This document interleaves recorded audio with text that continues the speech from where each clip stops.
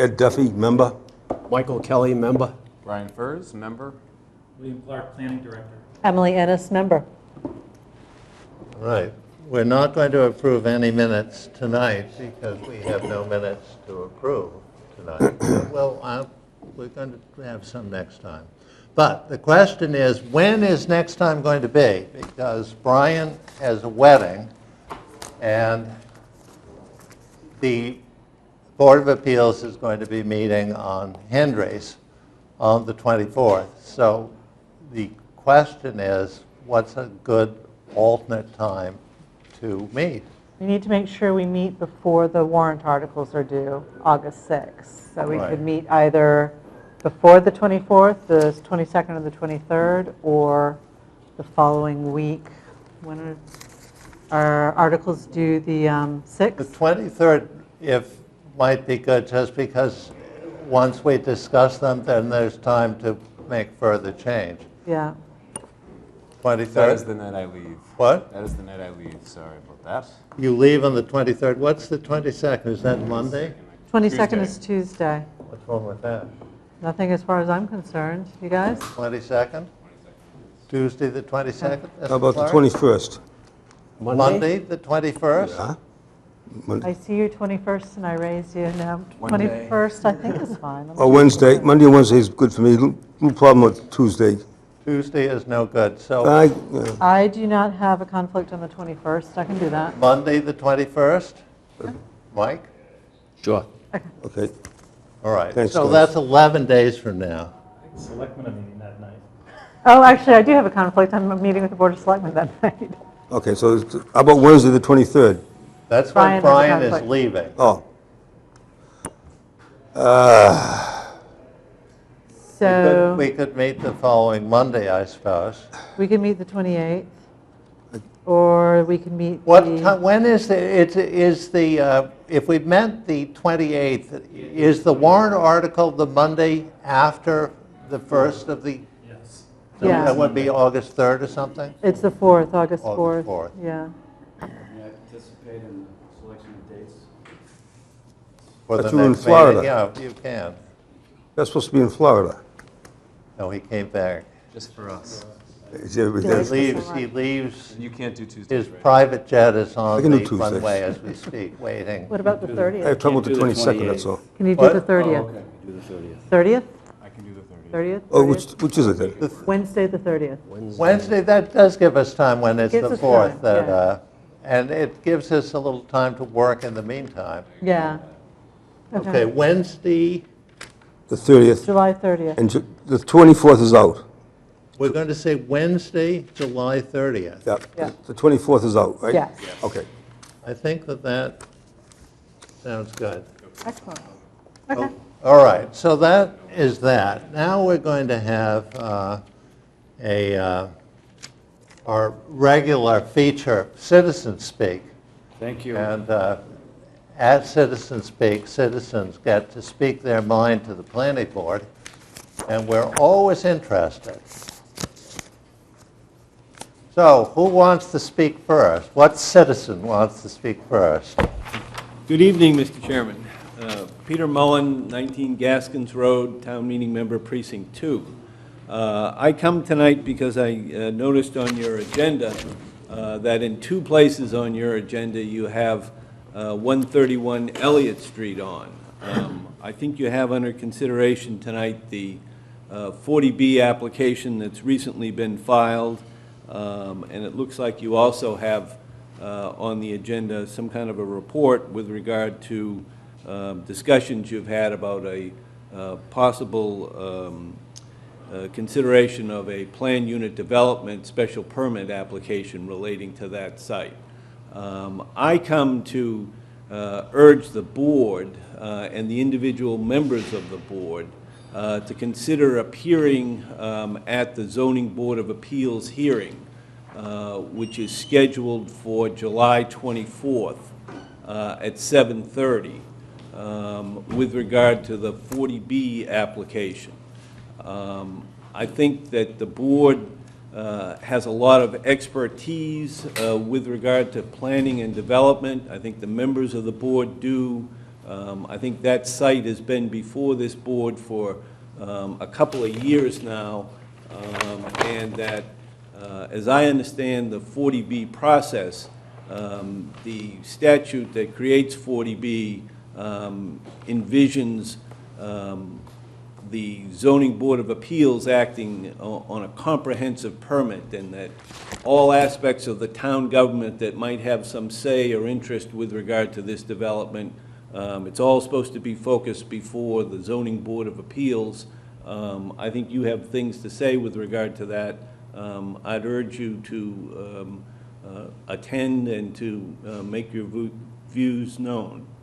And it looks like, with having just rescheduled your July 24th meeting, you won't have conflicting meetings that night. You know, I'm gonna watch your presentation from home on television tonight, and I'll That's what follow you your seem to schedule. like to do. Well, That's what you did last time. this television is a wonderful thing. You probably have a high-definition set, and it's, I have a TV about this better than size in being the here. kitchen that I look at. Black and white. That's black, no, it's color. Well, one thing is that usually on these initial hearings by the Board of Appeals, they're often organizational, but I don't know what's going to happen here, but they often are organizational, and they sort of discuss how they're going to structure things. You know, when you look at the statute relating to zoning board of appeals applications, I think they're required under the statute to act on the matter in 65 days. Open the hearing, and then after the close of the hearing, they've got 65 days, I believe. Well, I think it's 30 days to issue a decision. And I think you have to open a hearing within 65 Oh, days. okay. But that's what they're doing on Thursday. But it isn't clear to me that, you know, there's any requirement as to how long the meeting stays open. So that I think we all have to be prepared to proceed expeditiously with regard to this, and that it would be important to have your views there. Okay, well, we've got it on the agenda, and we're going to discuss it. Right. Okay. It's on there twice because it's like a belt and suspenders. I usually forget one thing. Thank you.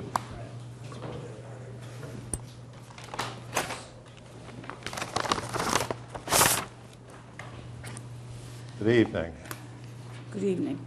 Margaret Donovan, 41 Central Avenue, and I'm here on 131 Elliott Street as well. Is there any reason why the hearing before which perhaps Mr. Clark can explain, before the Zoning Board of Appeals has to take place July 24th? I know you were just talking about a time frame required by law, but July 24th is going to be a difficult time to get people to attend that public hearing. The residents of 36 Central all got their notification, as did some of the residents on Elliott Street, many of whom are minorities and have English language speaking skills a problem. We were trying to, a group of us, including Peter Mullen, Peter Jackson, when Ellen comes back, Ellen Denoyer, and Keith Mills, are trying to get together to get more people to attend the Zoning Board of Appeals, simply because we don't want them to think that we're not interested and it's okay. Go ahead and build that 40B at 131 Elliott. But the timing is just critical in terms of trying to get people to that meeting. And perhaps Mr. Clark can confirm the reason for it being held then and why it may not be able to be held at another time. It is a statutory requirement to meet by the 24th. There is, as Alex just mentioned, that meeting is primarily for organizational purposes. That's as stated in the letter that went out to department heads and other departments, other boards and commissions. But it's also referred to as a public hearing to the That's the start of the public certified hearing mail that process. we all received. So if it's organizational,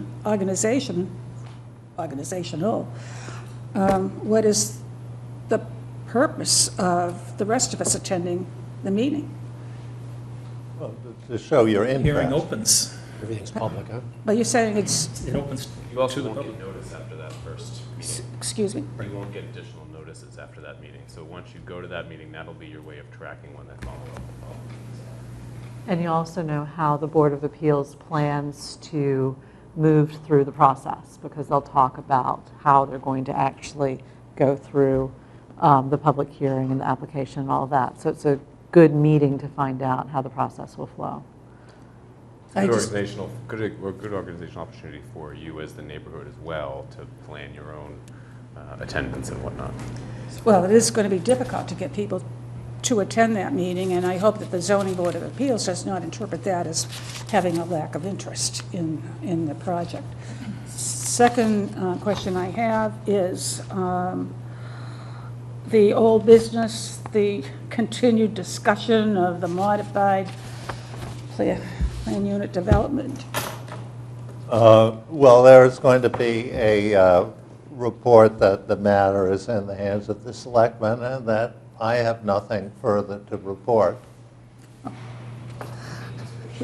This is the bells and suspenders. That particular matter didn't have to be agended, but so that's going to be, in essence, the report. There's nothing new to report on that particular thing. I believe the Board of Appeals are exploring special legislation, the Board of Selectmen. Board of Selectmen. And you can consult with the Board of Selectmen at your convenience. We have done that. But I interpreted that section under old business as the possibility of the Conleys coming back, which they are entitled to do in August of this year. The 2 years will have passed since the planning board voted against their application, and is there any... They haven't advised me that they're just itching at the gate to come back. All right, so that's going to be the report. That's going to be the report. All right, well, you won't be offended if I do the same as Mr. Mullen, go home and watch the rest of this program in the comfort of my, Checking your Nielsen box. my sofa and my high-definition TV. All right. Thank you very much. Now, our scenic roads hearing is at 6:45, I believe. Right? Yep. Okay. Is the... Mr. O'Connell is here. All right.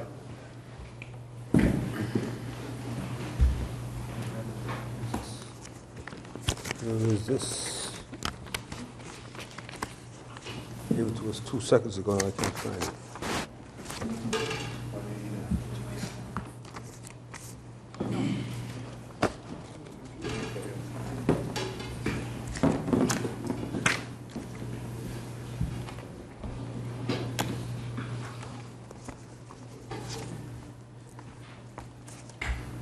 Good evening. Hello. My name's Robert G. O'Connell, Director of Buildings and Grounds at Curry College, and I'm here for I filed a scenic road permit for the college to do an infill on the road, on Brush Hill Road, on a section between 1,000 Brush Hill Road and 1,016 Brush Hill Road, where we are constructing a new residence hall in the rear. We have had a number of neighborhood meetings. At one of the neighborhood meetings, one of the neighbors had suggested possibly closing in the wall to screen the property. We spoke with the town planner, we spoke with the fire chief. The fire chief gave us some direction on what he would want, and that if we did those items, that he would allow us to close the road. The first board that I have here shows the location of the 3 infills where the current driveways, curb cuts are, and I have a number of other boards that I can walk you through if you'd like. Sure. It's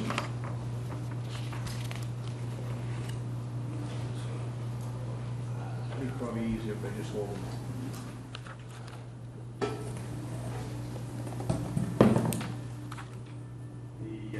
The next board is actually along Brush Hill Road. It's the first cut at what used to be the McGrath's estate. And the picture on the top section is the existing curb cut with the wall open, and the lower rendering by the artist is the same location with the wall closed off. And the wall is going to be the same type of wall. Yes, the plan is to excavate to approximately 2 to 3 feet below grade, put in a crushed gravel base so that we don't have a problem with frost, and then infill with native stone to match the existing. All right, and that's part of your application, right, Bill? Yep. The next location shows the next 2 openings in the wall, which is across from Walcott. One has the gate at 1000 Brush Hill Road, which will be removed, and the one to the right is the other entrance to 1016 Brush Hill Road. And the lower section, again, it shows the infill. And then I have some additional renderings, which are from Terry Cracknell, that actually shows how it will appear after the landscaping has been completed. So you're going to put in some new trees, it looks like. Yes. So again, through several meetings with the neighbors, we've worked up a plan. We'll be going back to the neighborhood after this meeting, depending on the outcome of the meeting, and continue to work through the landscaping plan. And that's about it. I'd take any questions you would have. The last rendering is actually one that the neighbors asked for, which is at Walcott. Walcott is substantially higher in grade, looking down on the site, and we did a rendering to show what it would appear from the high point in the road on Walcott. What type of trees are you putting in for the new plantings? There's a number of different plantings. Most of the large pine trees there are Norway spruce. We had wanted to put in white pines because they're a quicker growing tree, but we had a little pushback from the neighborhood and conceded on the Norway spruce, a slightly slower growing tree. Okay. Is that because the white pines are dying all over the place? Well, typically the white pines, what happens if they don't get the sun at the base, the bottoms drop out of them. So tight to the wall, we're planning on getting some rhododendrons. We have reached out and we have heard from some neighbors that they have some overgrown rhododendrons that they're looking to get to. Would be a good fit because we need to get above the height of the 4-foot wall. So they would go first, and then behind the rhododendrons would be the other plantings interior to the campus. Any other questions? Yeah, there's a reference to a swing gate on the plan. Is that existing? I can't remember. The swing gate is for the access road that the fire So that's- department that's requested. interior. So that's interior, correct. So if we were to go back to the site plan, one of the fire chief's requests was this side access road, so he could access between the existing building and the new building with fire apparatus if they needed to. Again, we had went back with the neighbors. The neighbors were really not very happy with this section of road, so we put it in an open paver that will have actually grass that comes through it, and we gated either end and explained to the neighbors that we would open it on probably somewhere between 6 and 12 times a year, but it wouldn't be open all the time. It was really designed for fire access. We also create an earthen berm here that's 4 feet in height, that's vegetated as well, so that trying to keep the view from the scenic road. And any other questions?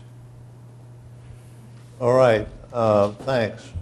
Who else wants to be heard? Tim? Why don't you come and be heard?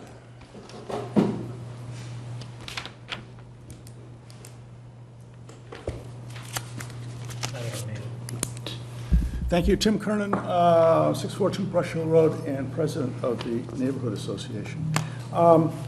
Couple things, but first of all, we're here to support Curry in their request to close these, at least these 2 access points. The third one is fine.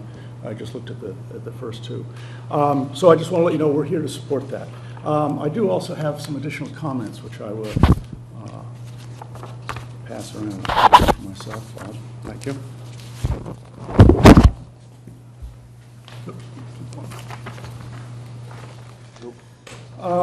Has the Historical Commission ruled on this? Does anybody know? No. Are they planning to? I do believe they are. Okay. Do you know what they're planning to say? I have no idea. Okay. We're going to give them until the 30th, I guess, to say something. We believe that the closure of these access points by appropriate filling of the entrance with the stone wall will effectively replicate the construction methods, if the filling is replicating the construction methods and material of the existing stone wall bounding the Brush Hill Road frontage, will help make the scenic road just that much more better, certainly better than the 2 iron gates that they might propose to be there had this not been an alternative. I took 2 pictures today of what is there, just so you can see what I'm referring to. I would propose a couple of conditions that you add to this, some of which Alex has referred to. Generally, the stone walls of Brush Hill Road are one of the outstanding features of the scenic road, as they are in many other Milton roadways. The care and protection is critical to their long-term survival. Many of the stone walls along Brush Hill Road suffer from disrepair and neglect. A proper management program is needed. The Neighborhood Association hopes to have such a plan at some time in the near future. Until then, we ask the board to include the following conditions, which we hope will contribute to the long-term maintenance and scenic beauty of these stone walls along the Curry-Brush Hill Road perimeter. First of all, if you look at the 2 pictures that I provided, you will see that on either side of the entrances there are fairly large stone walls, stones that are marking the left and right sides. I would suggest, and I could not tell from the drawings, Bob, whether or not those were, I was going to suggest those be left, only because they uniquely mark the former position of the road. From a historical perspective, someone might be curious as to what might have been there before. There's a house back there. Where was the stone? Where was the entrance? And those vertical large stone walls are a unique characteristic of the stone walls. You don't see those large vertical stone walls very often through the town, but they are there and did mark the entrance. And I would just advocate they remain, because I think they add something to it. Secondly, I'd like to suggest that the mortar be colored matched to the mortar used in immediately adjacent stone walls. There's been work, and I've got a photograph at the end of the document that shows work done on another section of town where the mortar is completely different and it just stands out like a sore thumb. Granted, mortar will age over time and color in, but I just asked Bob to do the best he can to make sure that gets color matched as carefully as they can do. So it's got a mildew color right now? Well, if you use a concrete, it's going to be very white, and it'll stay white for a long time. No, I was just wondering what the color of the mortar is in the wall that you want replicated. I asked Bob to replicate what is there. I don't know what color it is. I think that's fine.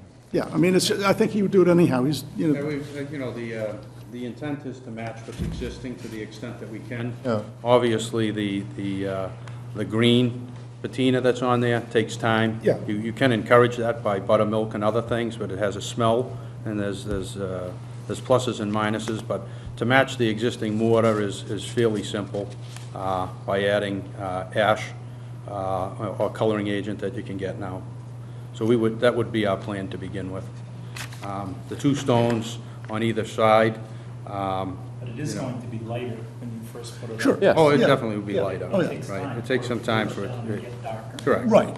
But all I'm getting at is make an attempt to do the best you can to make it color coordinated so that, I mean, because some places there's dark, not on your stone wall, but in other areas where the patchwork has been done, it does stand out. Can you comment on the 2 stone walls? Yeah, Since you started to. we would leave that to the discretion of the planning board. Our intent was to remove that, and as you can see by the renderings that we had done, is to show the wall as a continuous wall up its length. It also adds a little bit of strength because the typical way one of these walls is made is it's a staggered joint. So we would pull those, we would cut back the top, and then we would finger tooth it in so that you don't really notice it. This would be very noticeable, and again, we would leave that to the discretion of the planning board or the Historic Society. Now, who came up with this idea of keeping those stones? I did, we did. Well, I mean, the neighborhood association Yeah, wants them. we've talked about it a little bit, and we can go either way on it, but it just seems to me that they're. I mean, it seems to me that the historical Commission. place of the driveway is, I think the board can go either way, but I personally prefer the continuous wall. I But, think if you want to take those stones out and put them at the end of where the wall is now, to define the end of the wall, might be a better way, or That take might- one of the that might be existing nice, driveways Tim. and put it in there. Well, the wall will appear continuous from the curb cut at our neighbors, the Kellys. Right. So it will start there, and right it down will go Atherton. all the way to the corner of Atherton. Right. So we couldn't put it on the Kellys' property unless they could gave put us it on permission, but we could end it at the Atherton location. There's a bunch of them. And again, I would defer to the board on that. And I'm happy to defer to the Historical Commission, so let's sort of see what they have to say. I mean, that's just, all right, we'll ask the historic commission. Make a note of that, Bill. I will make an appointment to go and see them. Okay, good. the exposed mortar joints be kept to a minimum, and I know a lot of this is something that Bob's going to do as a matter of practice, but I just wanted to raise it because at the bottom of the document, there's an example of a page that was done at the corner of Brush Hill Road in Bradley where the stone wall is more cement than it is stone, and it just looks atrocious. So I just wanted to bring that to his attention. And the mortar material be appropriate mortar type and not of a cement type. Cement is apt to be harder than the stone itself and thus can cause the stone to break as the wall shifts. Softer mortars allow for some sort of movement. As I said, these things are here to stay for a long, long time. And if we don't, as a town, figure out how to manage these, and I'm facilitating that process, we'll lose them over time. Isn't there cement in mortar? Cement is a lot harder than mortar. Mortar is going to be Well, a I mean, softer. cement, it's all a question of the, It's a question of you line. can It's the have mix, soft so- cement, can't you? It's a- Well, cement is typically the cement product, stone, aggregate, and sand. And mortar has no stone. So mortar is the concrete and the sand mix. Well, There is no stone mix aggregate in the mortar. Well, I would defer to Bob, he knows better than I. Yeah, I've typically 700 pounds PSI or so for the mortar, and anywhere from 2,500 pounds and up for concrete. So as far as the strength, absolutely. Typically, you do not use cement on a wall because the aggregate creates All problems right, with the so joints. you're not going to do it anyhow, Right. right? You wouldn't be using cement? No, we would be using mortar. Oh, correct. okay. And we would mix the, So that's we would get the agreed. color and match it. The fill material match the existing stone wall material in size, shape, and color as in the adjacent walls, and I know you'll do that anyhow. And then in an attempt to try to get more of these stone walls repaired, I would ask also that the planning board add a couple of other points, and that is that the following locations along the Curry boundary along Brush Hill Road be either repaired or enhanced. Number one is, and Bob, I know you did some work at the end of this piece. There was a big rock that fell down off one of the stone walls and almost. Yes, Yeah, and that at the was- Dana Ave yeah. gate, we had a car Yeah. that took out about 20 feet, and a Right. piece of fence as well. Right, further up that was repaired, but I would ask them to repair the following sections. If you're looking at standing at the end of Dana Ave, looking at the Curry College entrance, there's a stone wall which goes from there up to the left. At the end of that, there's about 10 or 15 feet at the end that sort of looks like it's sort of falling apart. I know this larger stone at the end there was replaced recently, and that's very much appreciated, but I would try to patch that up. About 30 or 40 feet down from that, in other words, closer to the entrance, there's a big gaping hole in the stone wall. I would ask that that be repaired.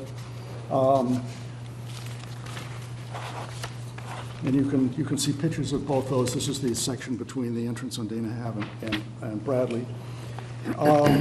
And then I would also ask that, and this is something that we might want to defer because I realize it may be a little more tricky to deal with. The vegetative growth, which is too close to any stone wall, will accelerate degradation of the wall. Small saplings grow to become mature, large diameter trees. Their expanding roots and trunks display stones. Granted, there's a fine line between maintaining a treed look along the road and allowing trees and other growth to negatively impact the wall. If Curry would prefer to address this situation within a year to allow for more thoughtful consideration, we would agree. But if you look at the westerly entrance to 1016 and follow the stone wall down towards the Kelly's property line, which is the second to last picture that I'm showing you here, you can see that there's a lot of brush along the side of the road and in the back. And I'm just trying to find a way to get some of this cleaned up. In sort of a master plan for Brush Hill Road, whether that get addressed now or later. Some, but not all. So you need to propose a plan. I am. Well, you say clean it up somewhat, but I've seen what cleanup can be next to my house, which is take it all out. And that's not necessarily what people want. That's right, exactly. I will come up with a plan. You come up with a proposed plan. Yes, Bill? That second to last picture is also in the right-of-way, and it's not on Curry's property, which leads it into a tree warden hearing. So for as much as we're getting into new territory that Cleaning up you the want brush. Curry to clean, but Curry can't clean it because it doesn't belong to them. Then that's fine. And That's you fine. have to take it to another board. But Tim is going to come up with a plan, and then we can consult with the tree warden. Right. And what about, do you want to repair those things? You can look at them. I will take a look at them. So for instance, on the last page, the top picture, that's actually a tree stump. When they originally built the wall in that location, I'm pretty sure where that location is a 3-foot diameter tree stump. They went around it back 1800s or early 1900s when they built that wall. And we plan on taking that tree stump out, grinding it with a grinder, and infilling the wall there. But the reason that's open, that's not disrepair. No, that's right. There was actually a tree stump there. That's correct. And the town planner is correct that, you know, to do work out on this road, we would have to have permission to do so. So the property line of the town boundary is just at the outside face of the stone wall? We actually did a check, because the way the scenic road permit reads, if this was all on our property, we believe that we did not have to come here. However, the wall, because of when it was installed, kind of crosses back and forth along the property line of the college and what would be considered the town right-of-way. At the gates that we're talking about, one gate, in fact, is right down the middle, and the other gates lean more towards the Curry side, but not completely on the Curry side. We felt that, one, we needed to come here because it's a scenic road. This is not unique to Brush Hill Road. It's true all Very wandering. all through town. The way these walls were put on. So again, that's why we're here. I believe most of the people that come here are looking to open the wall, to create a curb cut. We're here to close the wall. And again, we would request that you give us the permission to do so. Okay, I think that we've got the necessary information, except for the Historical Commission. We're going to continue the hearing till the 30th. You can, you probably, if you're not doing anything. But we'll give you a time. When are we continuing it to, Bill? 6:45? 6:45, Is that July a 30th. good time for you? Yep. Very good. All right. And I will make every effort to get a hold of the Historic Commission in the meantime, and explain to them what took place at this meeting. All right, and Tim, you can ask the Kellys if they want a big stone on their lawn. I will ask them. All right, good, thanks. Okay, this is continued. Thank you very much. Thanks, Mark. All right, now we're going to have our potential warrant articles discussion. You don't want to do the 36 to 50 setback? The what? Okay, then we'll Setback. do the setback issue, the 36 to 50 setback issue. What is that out? Happily, we have a distinguished lawyer here to explain. I'll happily lead you through it. Ned Corcoran, attorney here in Milton, on behalf of the Sullivan family and the Milton Hill House property. I've got a brief PowerPoint presentation that Bill is opening up now, but which give a little history of what's happening. But we've got a minor issue with a setback from the deck at the front corner of the building that resulted from a change to the design.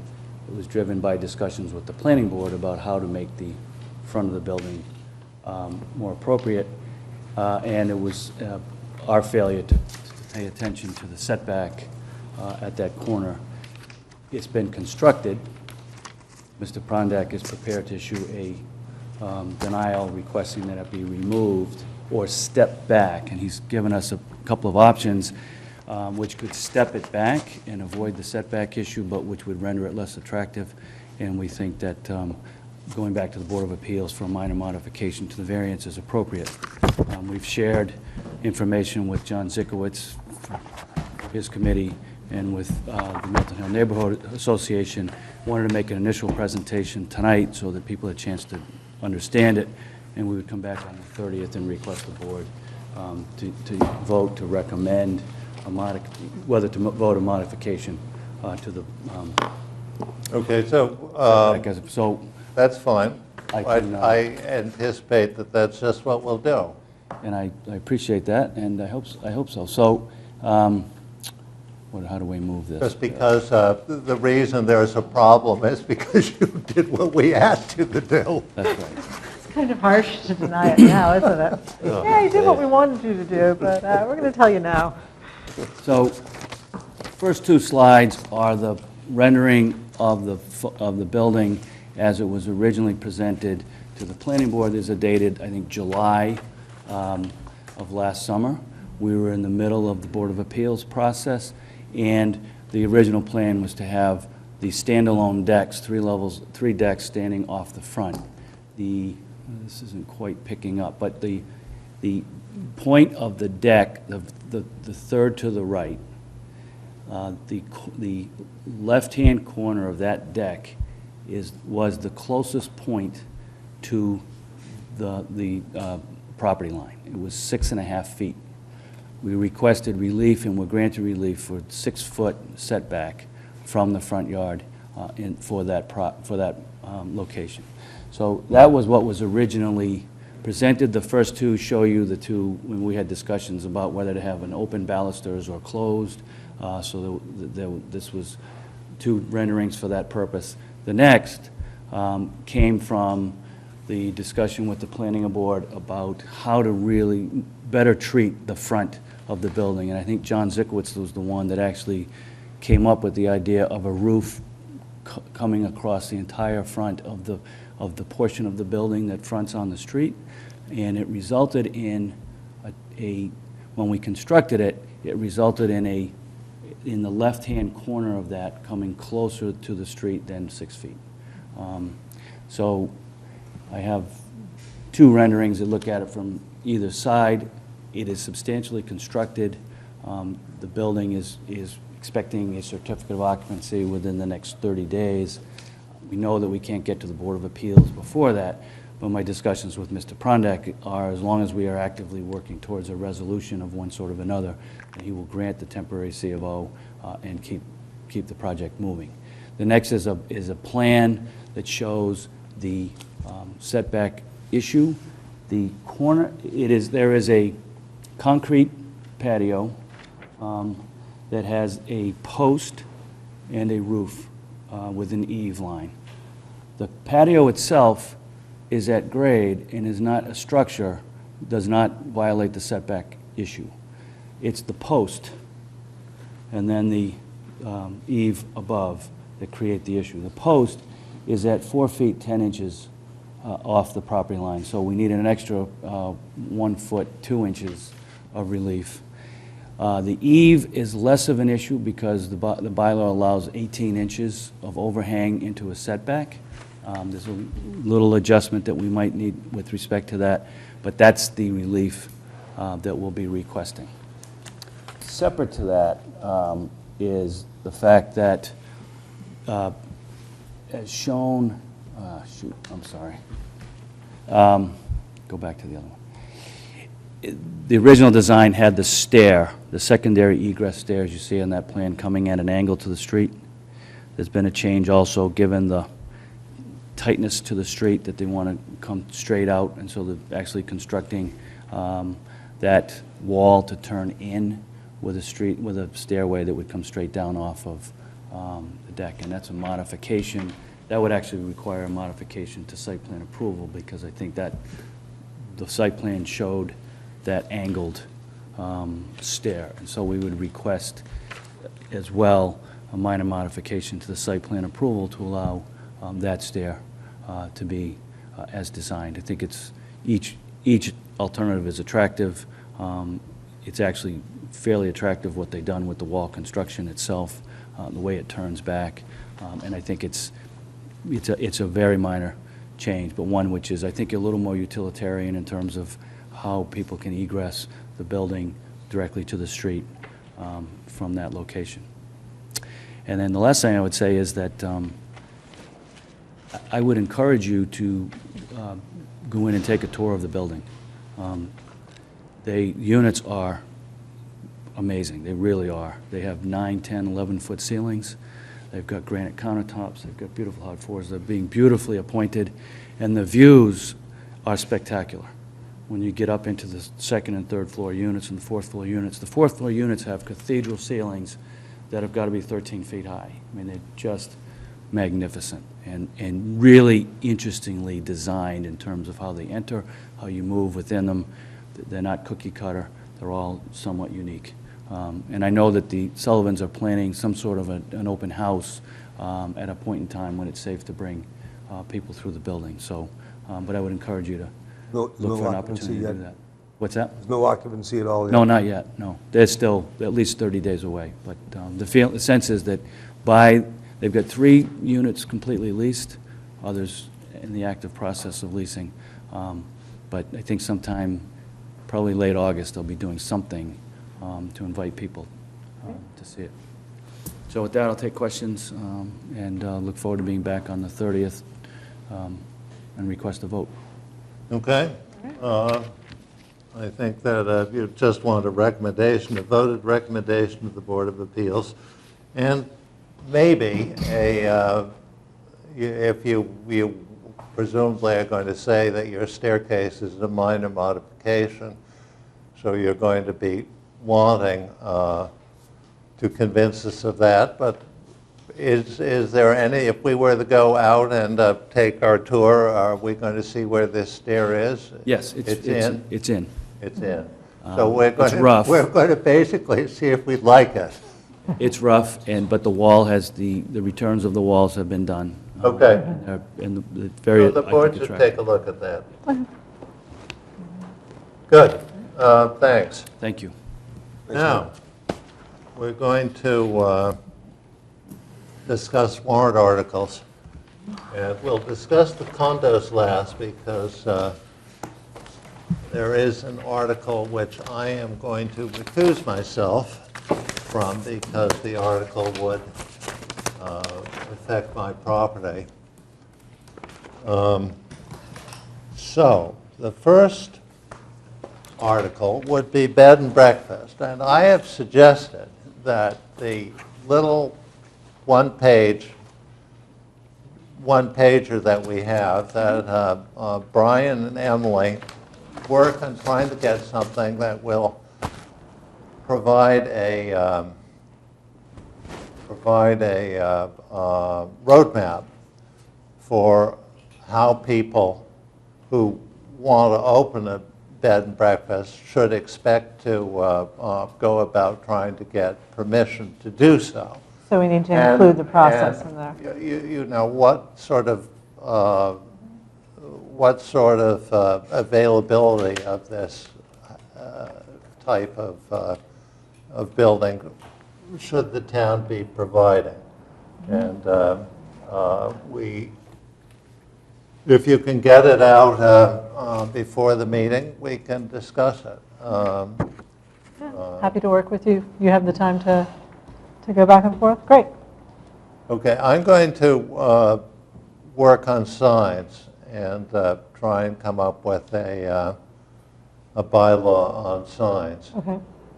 I'm working with the attorneys, Mr. Sheffield and Mr. Corcoran, on a couple of things. One has to do with grandfathered properties and allowing work to occur without a variance where the nonconformity of the building is already existing in some other area, and what they propose to do doesn't affect any other change. And there is another change suggested in the height of buildings, having to do with certain pre-zoning buildings which have high first floors, and apparently that runs afoul of the current requirement that the first floor, the level of the first floor be no more than 4 feet above grade. And It goes back to the definition of the basement, yeah. Making this into 6 feet for these pre-zoning houses, the building inspector seems to think would be a reasonable thing to do and help a lot. But he is of the opinion that as far as new construction is concerned, keeping the 4-foot requirement, no, the first floor has to be no more than 4 feet above grades. Right. It prevents houses from sort of sneaking in that extra story, which would make them 3.5 stories tall. So, Mr. Corcoran, you have a few words on this? I do, and I know, I appreciate the work that Bob Sheffield has done with me on this. This is a significant amount of the work that Joe Prondak does and that the Board of Appeals does is small variances to pre-existing non-conforming structures in this town. Huge swaths of this town were developed prior to zoning. I think I've got some additional ideas, but there are subdivisions that were created with 250 lots, 125 lots, 260 lots. The whole Thatcher Plain, Thatcher Street area, huge parts of the property off of Pleasant Street were built with divided into lots that are average size of about 5,000 square feet. There are some of those that remain, and you need a variance to build on those. I haven't proposed yet, but I've had several cases coming in situations like that, and I think those lots ought to be able to be built on without a variance. The rest of the neighborhood has been built, and in many cases with very large homes on very small lots, and they create tremendous character in this town. The vanilla that you get in Indian Cliffs and other like that, I think is less attractive than the residency zoning with large Victorians, some Federals, 2.5 to 3.5 stories. I think that they are very attractive as to how they exist. My neighborhood, for example, I'm on Morton Road. I live next to I'm in a residency zone. I live next to a 3-story Federal. It was built in 1780 by Captain Morton. It's historic. It's magnificent. You can't build that today. You can't build the Federal that's around the corner on Canton Avenue.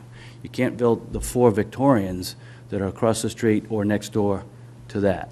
They are beautiful homes, and it is a very desirable and a very attractive neighborhood, I think in part because of the stateliness of the dwellings, of the buildings that are there. And I think that, you know, zoning was written at another time.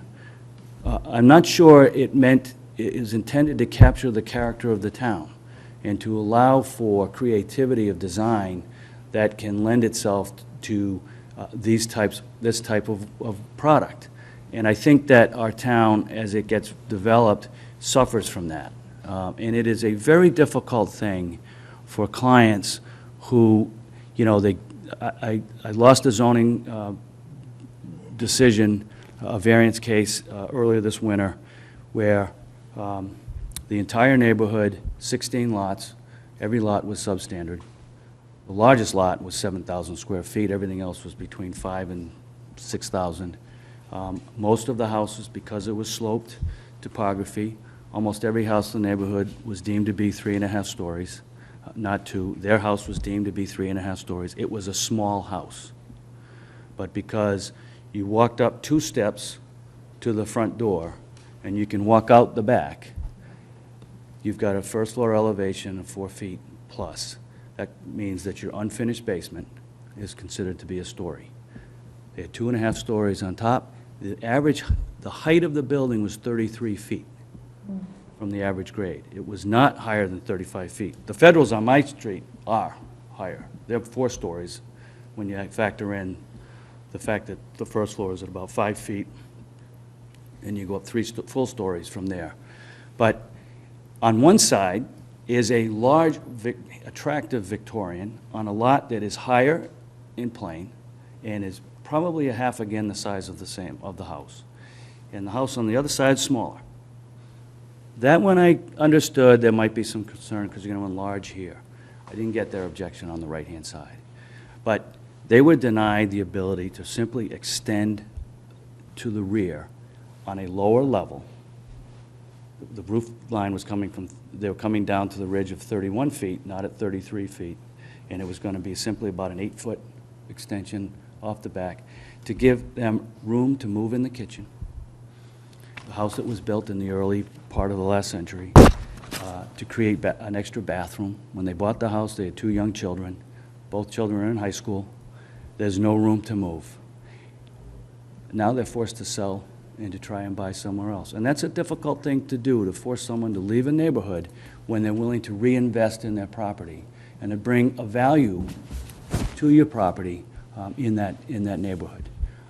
I understand why some people get concerned about what something new might do to their property values. I think it's short-sighted because I think at the end of the day, any investment in one property is going to enhance the value of the rest. When you fail to invest, that's when property values get depressed. And so I would encourage a couple of things. One, I think the notion of the ability to expand houses that have existing nonconformities, for whatever reason, ought to be able to expand as of right, as long as you don't create a new nonconformity. So, you know, if there's a setback question, you can't come closer to the property line. You can't get higher than where it is now. You can't create a new nonconformity. But as long as you're doing something that is simply, you might be increasing the existing nonconformity. You certainly would be in some cases. But I think it ought to be allowable. And so that's the purpose of the bylaw. The separate question, whether it should be 6 feet and whether that 6 feet should be attributable to all properties and not just pre-existing properties, is an interesting question. I think we ought to have some further debate on that. The problem for most people right now deals with the notion of the pre-existing non-conforming structures, where you're trying to make those investments. When you're building new, you can design new and you can design around issues.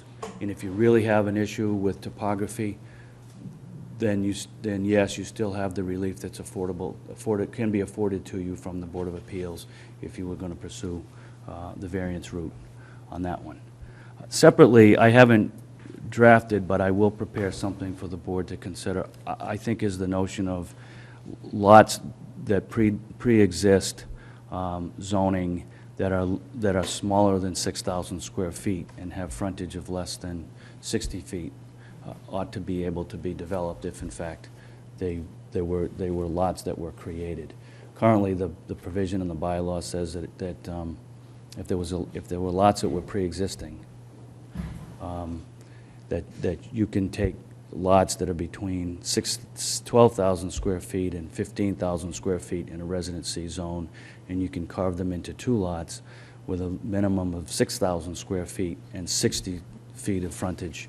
And there are still some properties around like that. I've got one coming to the Board of Appeals for a special permit, and that's a special permit process. It's not a, so perhaps something that said that if it's a pre-existing lot in a residency zone, then you could apply for a special permit and not a variance, so that they could be developed, because, you know, pre-existing 5,000 square feet next to 5,000 square feet next to 5,000 square feet, all of which have been developed, there's no reason to think that this one shouldn't be able to be developed as well. And in many cases, people may have purchased one and the other, thinking that someday I'll have children who will have grown, they might want to build a house next to me.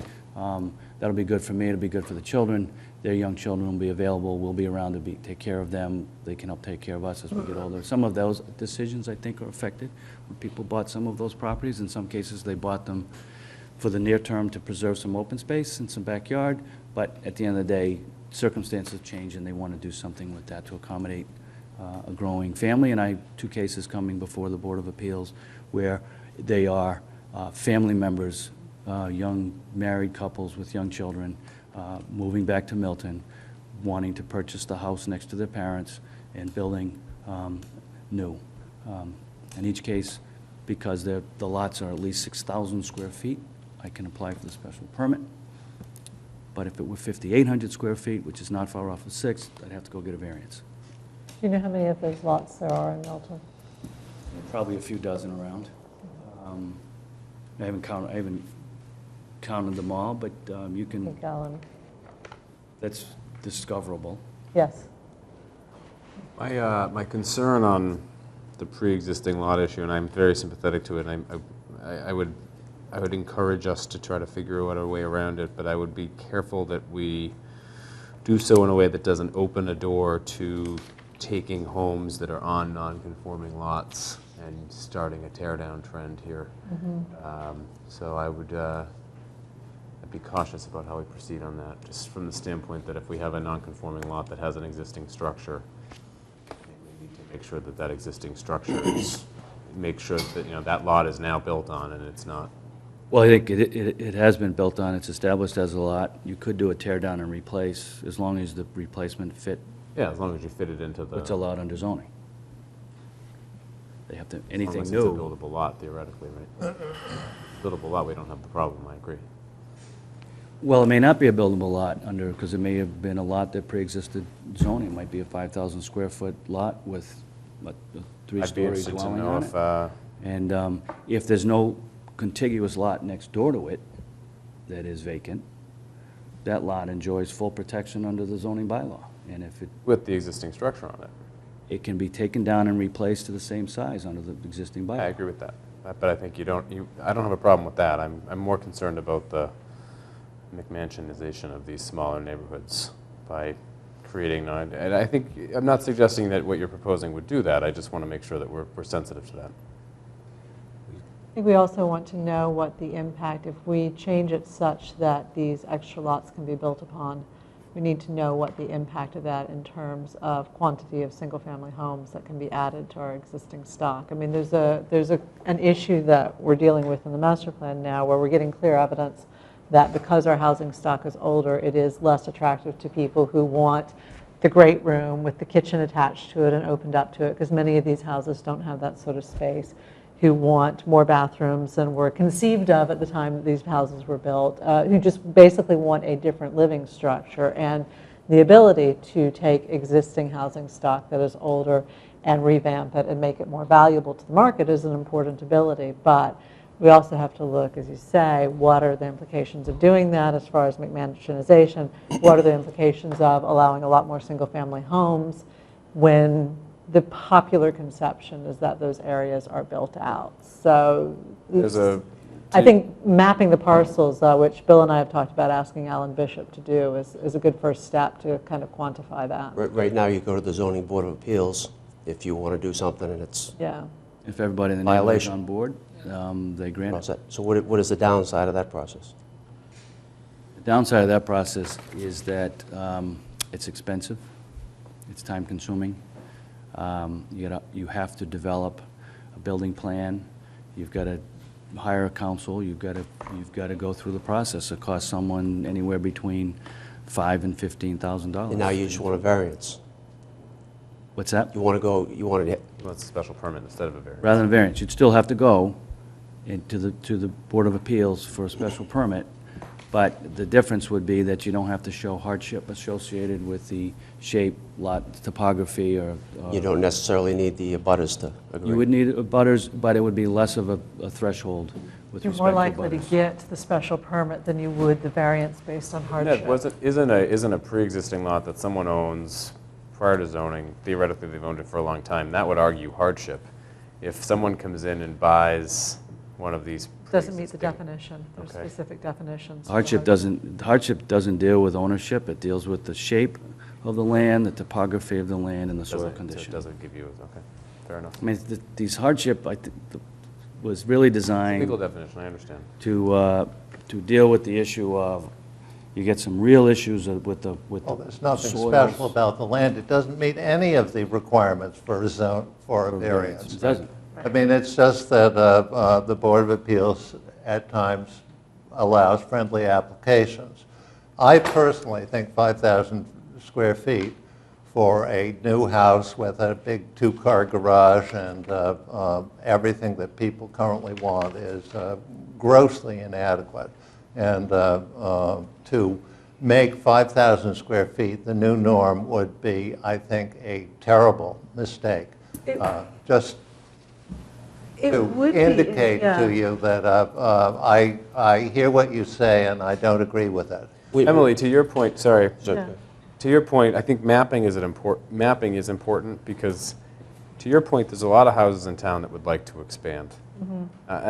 This is a broad statement because obviously there are financial implications to what I'm about to say, but there are homes that if they're adjacent to one of these lots could then be expanded if they were able to acquire the lot. That could be a solution to putting an addition on a home, and obviously it's going to affect the value of the lot if it's not buildable. So there may be an economic incentive to buy a lot and then use that to expand your home. I understand there's a lot of other economic ramifications in that. It certainly makes the cost of doing an addition a lot more expensive if you have to buy land to do it. But I think looking at how many lots there are is probably a good first I think it's a way of step. quantifying the problem. You know, if we can look at it and say, okay, in this part of town, you know, all of the lots that are non-conforming it's what I do at work, because I'll do a heat map. So all the non-conforming lots will be in bright red. And I can sit there and say, wow, look at this part of town where pretty much every single lot is bright red. That means we need to address that. It would be easy enough to take the data we have, attach it from the assessor's database into a map out all the non-conforming parcels, all the parcels in residency that are currently built on that are under 7,500 square feet, all the parcels in the other areas that are under their required ones but have houses on, and just see what that picture looks like to help us quantify the problem. But I think Ned's talking about something else, which is lots that are under 7,500 square feet that are unimproved. Well, we can also map that. That's an important thing to see as well. But one tells us the houses that would require variances if they were going to be I improved because they're agree. non-conforming. Yes. One tells us where houses could be built. Two So very I think separate looking at issues. those, I'm yeah. much more sympathetic to the first situation where people can't improve homes that were built in 1890 and they want, Right. why are we not letting them make improvements that aren't increasing a Well, non-conformity? you I can don't have a improve the problem home, you just can't further violate the bylaws. All right, we're going to see what you put together, and we'll discuss it if you come up with something. Yeah, I'll talk to Alan Bishop about it. Thank you for your attention on that, I appreciate it. Well, thank you for your lengthy exposition. I don't know if that sounded like a real compliment.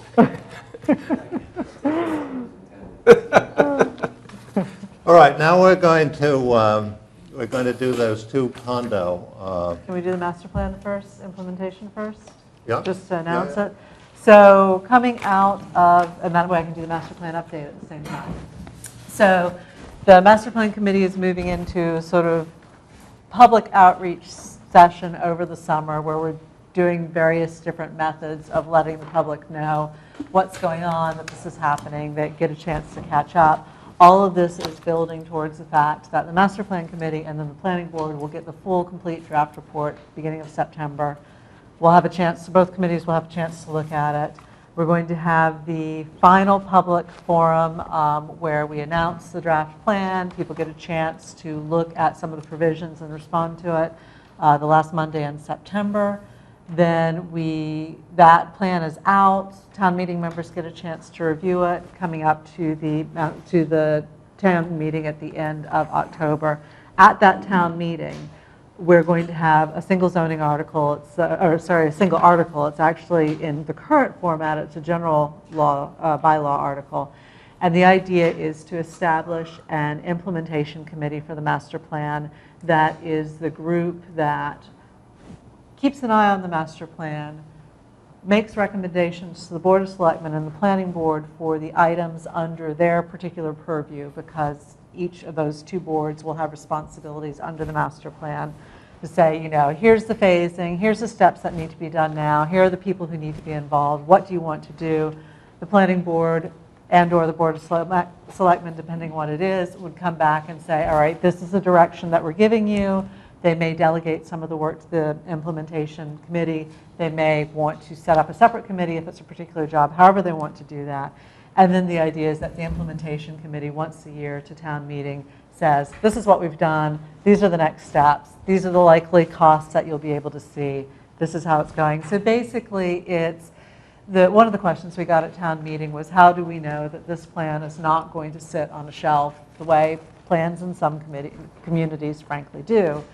Having an implementation committee set up to be the committee who's responsible for making sure it doesn't sit on the shelf, that it's updated as circumstances change. This is the committee that would do that. So it would be advisory to the Planning Board and the Board of Selectmen. The two could delegate items to it. This particular bylaw is one way of doing it. There are other ways of doing it. Alex brought up a couple in a quick email to me. So please have a look at it. If you think of anything, send your comments to Bill. If you think of other ways you want to do it. Also waiting for comments from the Master Plan Committee. And I'm going to take this to the Board of Selectmen on the 21st, since they're also named in it. So I expect to get comments from them. I'll pull them all together and have another recommendation prior to July 30th for you. That's all I got. Okay, well, take a look at it. I have my doubts whether or not we need a permanent committee. As you said, there are other ways we could set it up, so I'll look forward to. It would always be nice to see what this committee is implementing before we create it.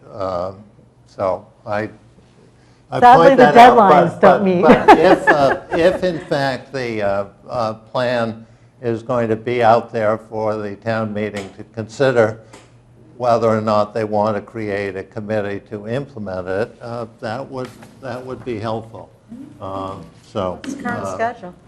So I mean, I'm not sure that I see the need to implement it, but I haven't seen the plan. So we'll discuss this again. Yep. And take a look at it and see what you recommend. All of the articles need, no, it's a general bylaw. It doesn't do a public, it's not a zoning article. You're good. Sorry. All right, now we're going to do the two condo bylaws, and as I say, I authored one, Brian authored one, and the one Brian authored would apply to my property, and I am recusing myself from any discussion or consideration of that bylaw, because the ethics laws say that that's the law. So, I'm not going to do it. Now, I sent you, did we distribute a new copy or?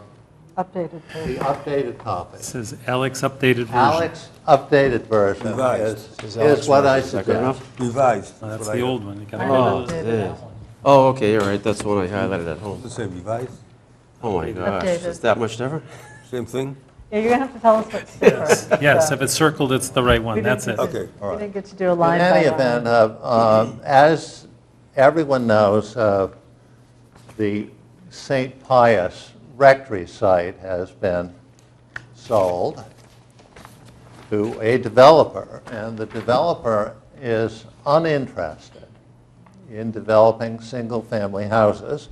And I can understand this because there is a long border with a Boston Housing Authority public housing project, which at least 3 of the lots would have the housing project in their backyard. And I can see that these houses would probably not sell for the sort of price that the developer would like to sell them for. So I can understand why the developer would want to develop townhouses on this site. And these are elderly oriented townhouses, which would mean that older people would say, this looks like a good place to downsize into it. And it's got a nice feeling, and there's no maintenance, et cetera, et cetera. So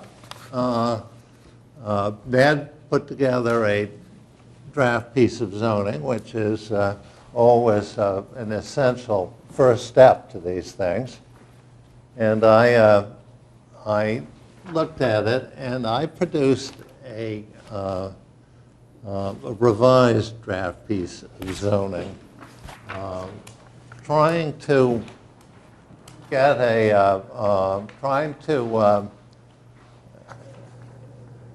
make this responsive to the creation of a condominium. And we haven't had that many special permits for condominiums, and so I may have, there may be things in here which the condominium law requires change. And the nice thing is we have a developer with a condominium lawyer who is going to recommend any such changes. So with that, what I did is I started off with the definition under number 1. And this is a PUD. And in a PUD, as you know, you need 2 different kinds of uses. And one use is residential use, and the other use here is open space use. And those are the 2 uses for the PUD. The purpose to add diversity, to create a new housing type, and to permit the house that's currently on the site, badly sited, it really could not, no one would really want to live there in a elaborate mansion setting, I don't believe. Too close to the Boston boundary. But would be good for a couple of condos.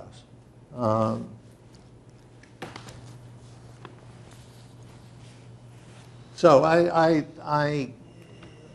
the developer wanted to do townhouses. Townhouses seem fine to me. I saw no reason to create zoning for something else except for the conversion of the existing house. And those would be the housing types. The street, the driveway in this particular development, as I see it, would be a street, a private street, but a street, notwithstanding, constructed to the requirements set out in our rules and regulations, with whatever waivers might be appropriate. The developer wants to develop 36 units, which seems to me a bit dense, but the developer has gone to the neighborhood, and the neighborhood is bought into 36 units, so I have created zoning which would allow for 36 units. The setback, 60 feet from the lot line, and then I said 35 feet from other lot lines. I know that there was a suggestion that it be 30 feet along one of them, and I don't know how significant that is. But if 35 is what I suggest. Where I talk about buildable lots, it seems to me that in a condominium, the difference between a condo and a cooperative is that the owner owns his unit. And I thought that that included the land on which the unit was based, and that it included the exclusive living space and the driveway. But if that's not the case, the condominium lawyer will so advise, or you will so advise. Do have some comments on that I'll share with you. Okay. Affordable housing, under 10 lots, you can provide a unit. It's 10%, would be 10%. Provide a unit or a contribution to the Affordable Housing Trust Fund. For more than 10 lots, 10%. I don't provide for a contribution because it's so difficult to know how to spend that money. Someone pointed out that in Boston they have just a stack of money waiting to invest, but they don't Give it to us. they don't know where to do it. The parking, I would expect the developer to come before the board and establish how much parking is needed for the development with a parking expert. I don't know how much parking there should be. If the street they construct has enough room for parking along one side, that would be fine with me as for use as parking. And then if you know, there probably would be small parking areas in various places for additional spaces. Unless you know, the developer can show that, you know, we're fine without them. The open land is, as I say, there has to be an open space use, and so the open land defines that. It's my understanding that to have open land, there should be a conservation restriction on it.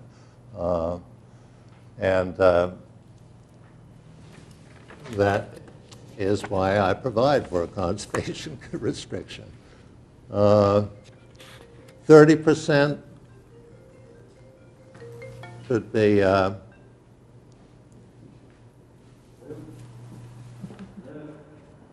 30% should be exclusive wetlands should be open land. Number 11 is the condo association, and I just want to make provision for what a sensible condo association should be and what it should do, because not all condo associations do what they should do. Then we get our design standards. I think the design standards will be helpful for making these townhouses a thing of beauty. The pre-1925 building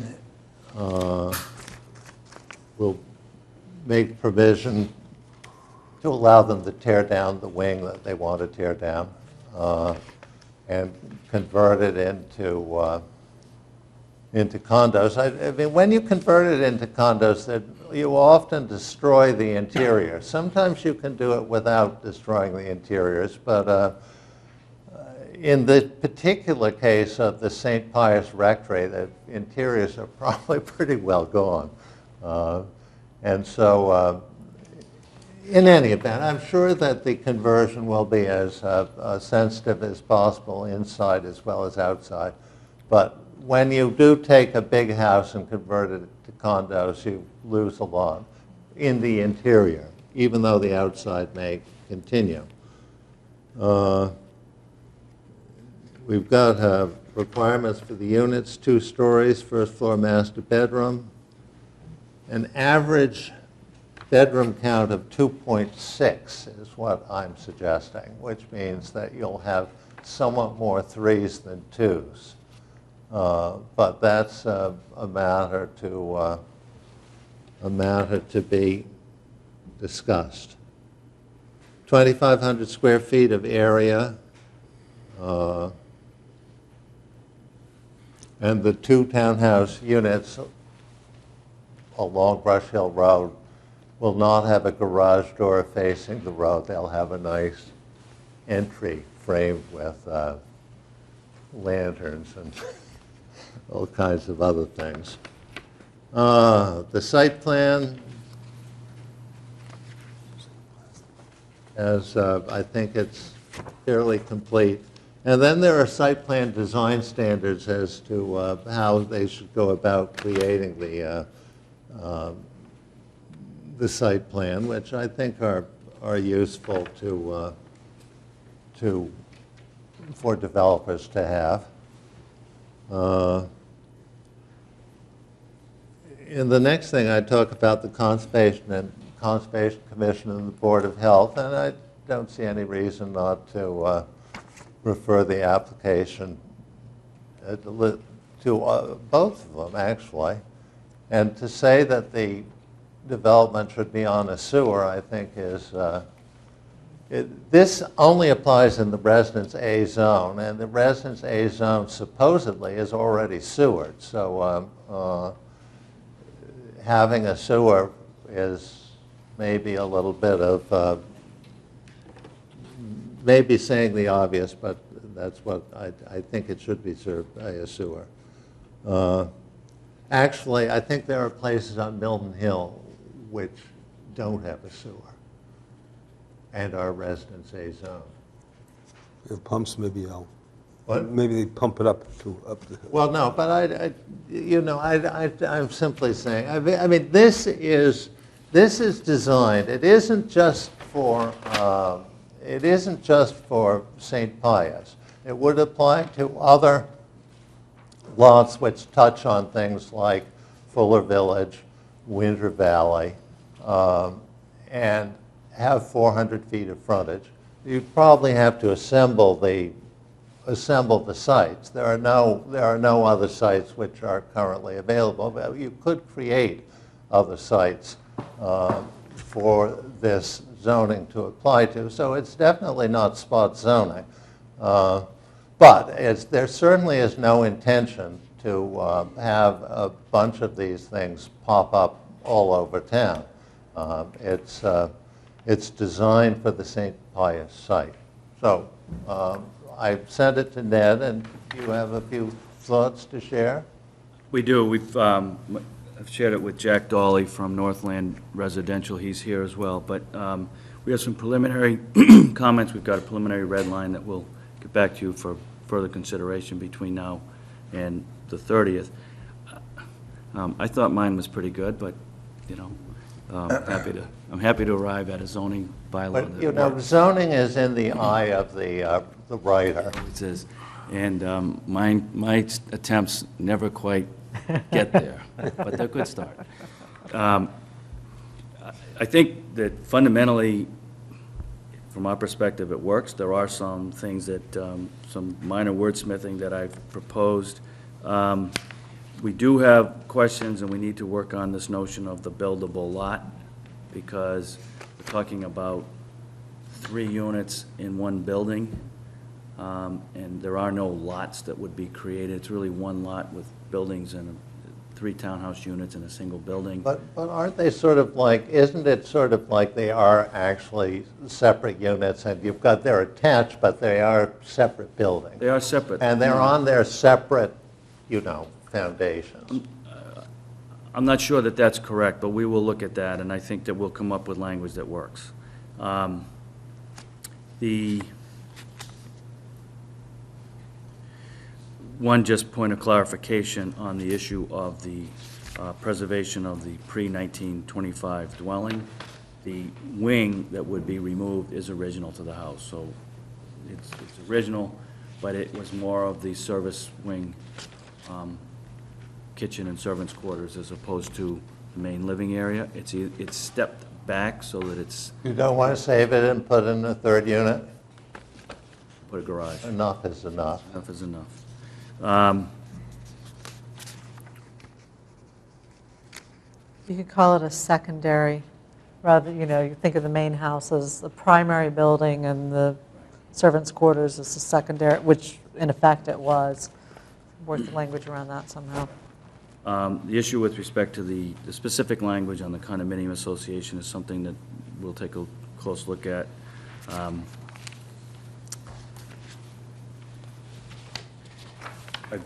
got a preliminary modification in section 13, or 12, your 12, they renumbered because one of the sections wasn't numbered, so when I numbered it, they changed the numbering. I saw that, and that was fine. I couldn't get the computer to number it. It just wouldn't do it. It wouldn't take out that underlining Well, either. it was me. I'm glad you Somehow said that. somehow I managed to figure that out and when I was redoing it. But rather than say that the requirement for dwelling units, that F, the two townhouse units nearest the front lot line and existing street shall be oriented so that the fronts of the units, including the front door, shall be, face the street, that really what we want to say is that they're designed so that the side of the unit that faces the street shall have a front door appearance. Okay. It's not going to be the front door, but it But does want to be. I think it's fine, as long as it isn't two garage doors. Exactly. The garage door is will be around the Right. side. Right. So Got it. it gets there. That's fine. Phony front door. Front door. We'll also take a look at whether or not the notion of the open space needs to be dedicated to open space restriction. I'm not sure that that's necessary, but it's something that we obviously would want to pay attention to. That creates issues that go beyond what might be necessary here, but it's certainly, we understand it, that open space and usable open space, attractive open space is a very important part of this, particularly with the buffers. One of the issues with respect to the 35 feet versus 30, the 30 is current zoning for setbacks, and it, with respect to the way the buildings are being sited, the nearest corner would be at 30. We're trying to pay attention to the appropriate widths for the street, and whether a slightly wider street might force a slight push within what's considered. So we've asked for 60 feet of frontage. We've shown plans that show 70 feet of setback off the frontage. We're going to try to live at that 70 feet. But if the curvature of the road wants to push it in a few feet, we need the space to work with. Well, you should figure it out. Same thing on the 30, as we think it's necessary wiggle room from a design perspective to make sure that the design work and is as attractive as possible. But you can figure out what works. Yeah, we will do that. So, I don't know if you had anything else, Jack, at this point. But that, we will get you a formal set of comments in a red line version, probably by the first of the week, and then you'll have, obviously, now we don't come back until the 30th, which gives us 3 weeks to really. All right, well, stick around, but I'm not going to. You I have to, appreciate, 'cause I have Alex, comments. again, Oh, we've got, I yeah, appreciate your effort on this. yeah. Know that however many pages that were typed, it started out as 3 times as many pages that were handwritten. God bless the person who was actually typing what was written. Well, this is, That was a you monumental should, effort. will you deliver Mr. Corcoran's thoughts?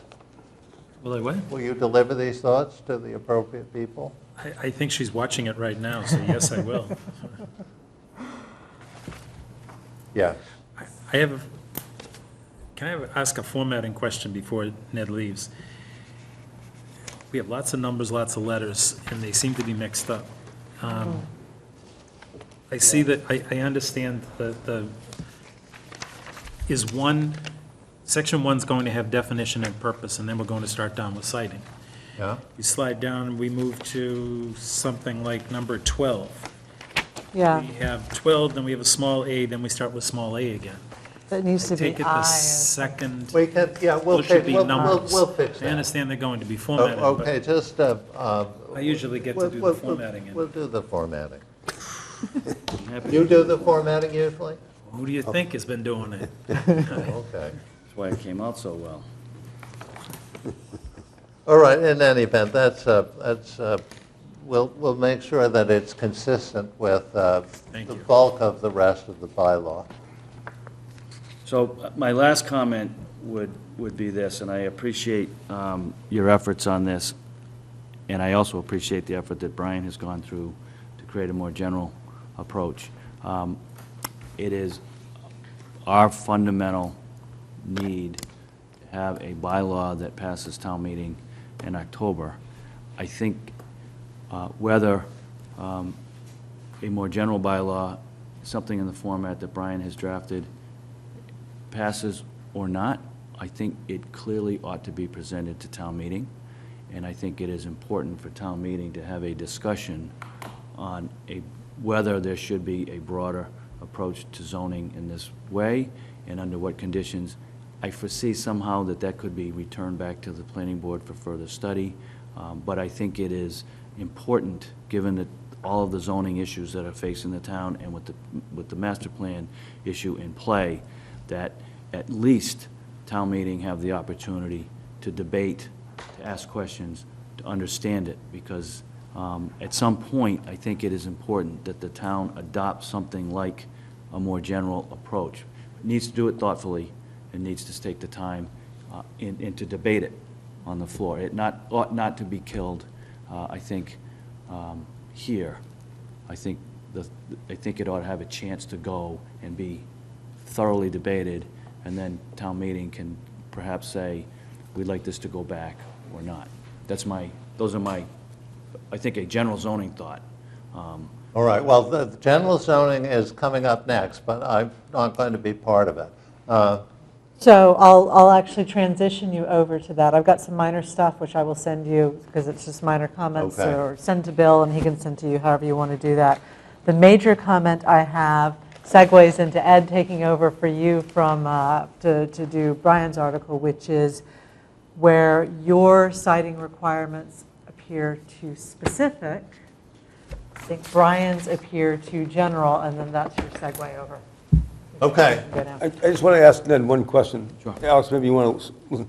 I have a question as well. Ned, you said that this first one has to be passed in October, priority number one. Yes, Why not a great big sidewalk someday with refreshments? happy to do it. Note the with refreshments. No, we, so.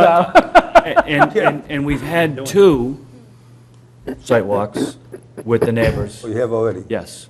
And follow-on meetings immediately after in the basement of the church. So we've had 2 sidewalks, 4 meetings at the church, and 1 other meeting with the direct abutters at the library. So we've had 5 in total. But I think, And I had a very pleasant solitary sidewalk, but it was nice. I enjoyed it. It was pretty in there. Just pure curiosity, why does the master bedroom have to be on the first floor? Because of the old people's proclivity to falling downstairs. So this, Age-related is this design. development specifically intended to be for? It is intended to be for empty nesters. 55 to 75 is probably the But target. it's not Not going to required, be but legally limited not to legally those. It's the design of the building that will encourage people who want that first floor master Yeah, well, I bedroom. just- But a younger family, I mean, a younger family Why could is it absolutely move required, in. though, if the developer intends to do that anyways? That's his, Well, Part because of the this is, zoning. the neighbors, you know, The neighbors came are concerned up about with- that. The neighbors want some stuff in this zoning. That's right, it is a concern of the neighbors that if it were upstairs masters, you'd end up with so townhouses with so it lots was of kids. provoked by the neighbors that it be designed such that it would attract Yeah, and a it's the certain group. design, it's the design format that Northland is using, has used successfully in some of their projects. They're sensitive to neighbor concerns. They tend to be owned by, 55 to 75, still active adults, but they don't want to mow the lawn and shovel the driveway anymore, and they don't need all of the bedrooms, except for occasional visits back with the children. And the neighbors like that concept. They expressed it specifically, that it will tend to be populated, but not fully populated at any one time. It'll feel less crowded than if all 36 units were being fully occupied at the same time. And so they liked that, and they were very concerned that that provision be included in the draft. That was in the draft that I produced, and then I think that Alex. I cribbed. You cribbed a I cribbed, little yeah. bit. I noticed that you did. You cheated a little bit, and you borrowed a couple of things. Why? Another that your dollar to it. intent? I'll leave that here, because that's a good point. No If I guffaws. go watch the warrant committee, you would get interference, Right. which I think I'll do. But I'll be back. Never put some of those lines. Don't take that. That's how you got them. All right. Ed? You're in the big seat, buddy. All I'm going to do is introduce Mr. Furs, who has done a more general application of the law, of a proposed bylaw, so Brian, take it over. Thanks, Mr. Duffy. So my intention was, I think everyone summarized it pretty well. My goal here was to start a draft for discussion purposes about a more general bylaw for a condominium-type development. I did strike the word townhouse out to make it more general, but as we go through this, you'll actually find that it does dictate the two-story nature, and therefore really is a townhouse development anyway. I did not focus on my formatting. I will admit that right now. I'm hoping that maybe I'll let Mr. Clark type mine the second time around, and he can worry about that. I also, I'm aware that it was designed to be a point for discussion purposes. Just quickly, I think I made it clear at the last meeting. I think my feeling is that we really need to be moving towards a more general bylaw that has good protections, sort of to what Emily was alluding to, that will properly protect the character of the town and give town meeting the comfort that the planning board will have the proper guidance to not run haywire with condominium developments all over town. One of my concerns about having the type of zoning bylaw that's been proposed for St. Pius is that if town meeting finds something in this bylaw unappealing or unacceptable, and they choose not to vote for it as a result, we are left at that point with nothing to move forward with for the developer until May, if we're unable to modify it appropriately on the floor. And therefore, that is a concern of mine, that would not, a more general bylaw would allow the public process to come to our meetings, interact with the planning board, and under the guidance of a general bylaw, be able to still modify things as we go here to make the public, the neighborhood, the community comfortable, but still be able to issue a permit outside of the time constraints of town meeting. I think this developer for St. Pius has made it very clear that if this isn't approved, they will be forced to move forward with a 40B or a 40R development, and I think we're trying to move away from that style of development in the town.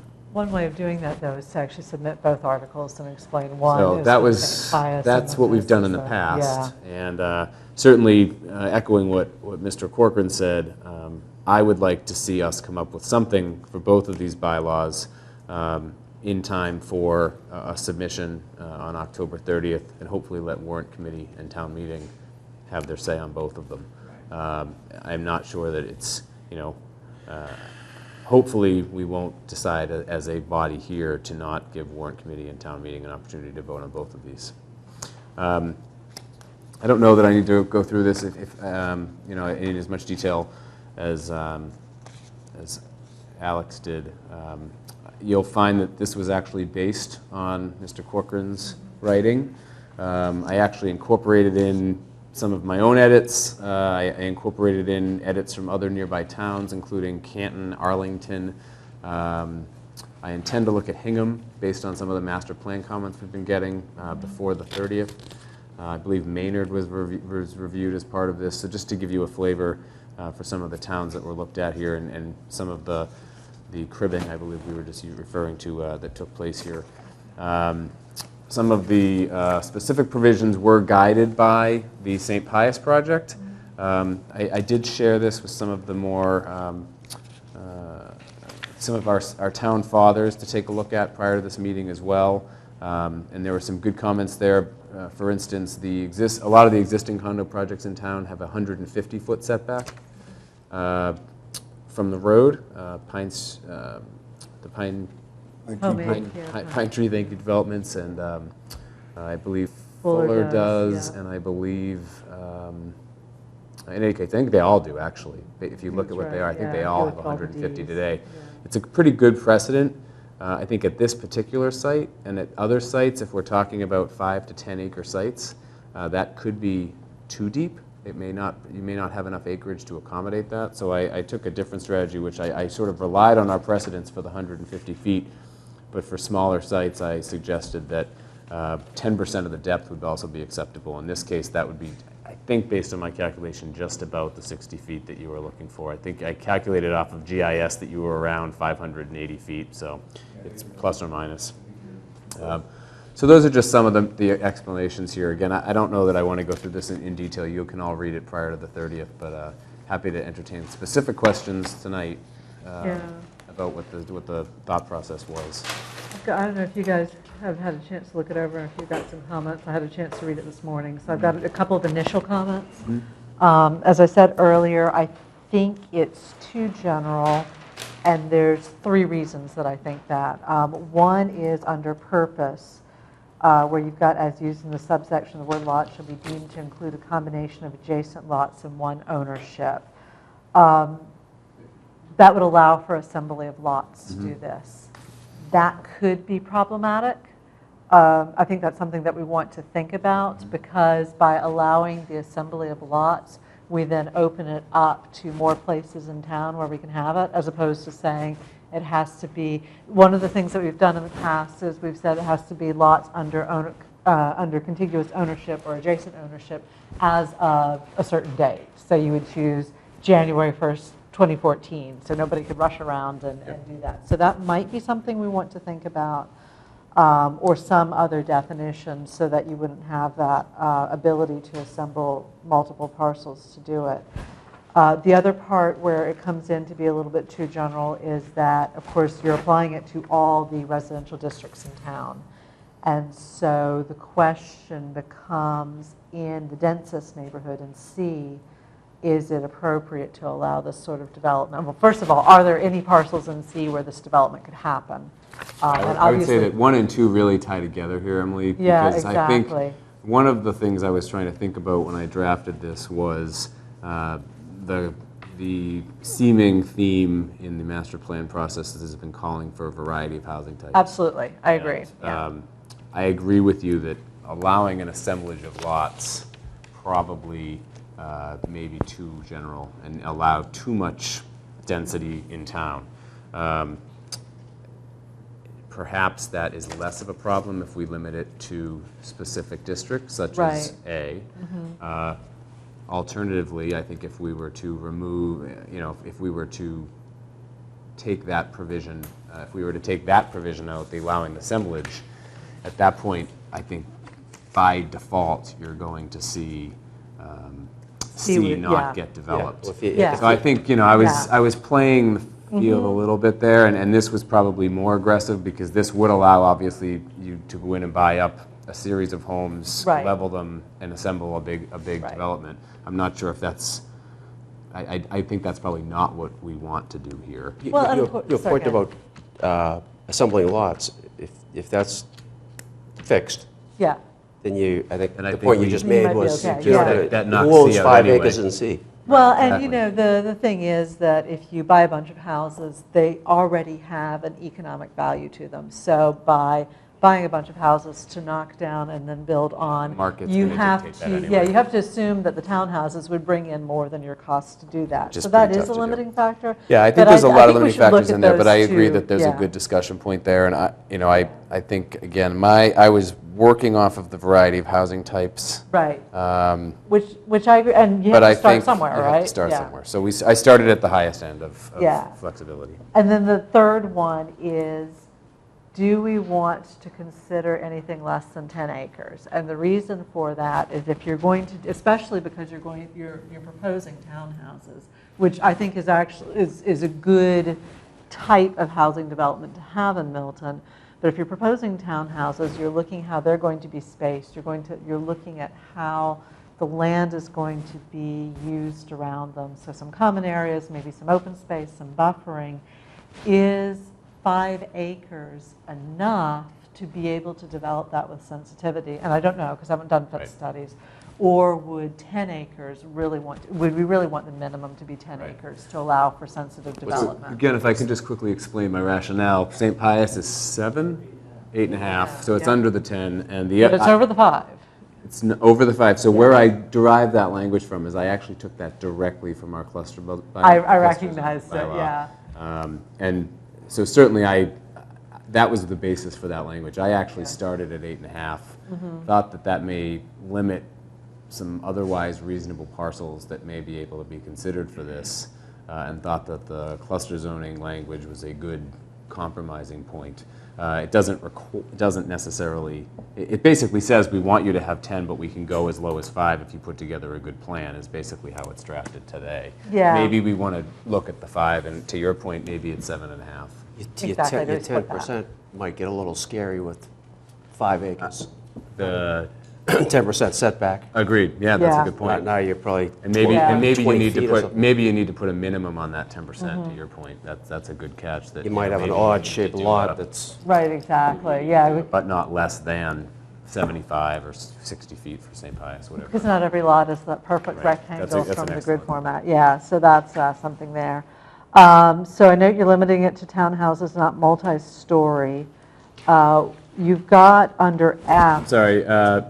Yes. Okay. Three. I didn't hear. Yeah. So rather than having units built on top of each other, you're limiting it to townhouses, side-by-side townhouses. Side-by-side development, but you would allow for single-family style condominium units as part of that development. So you could have textured varied height.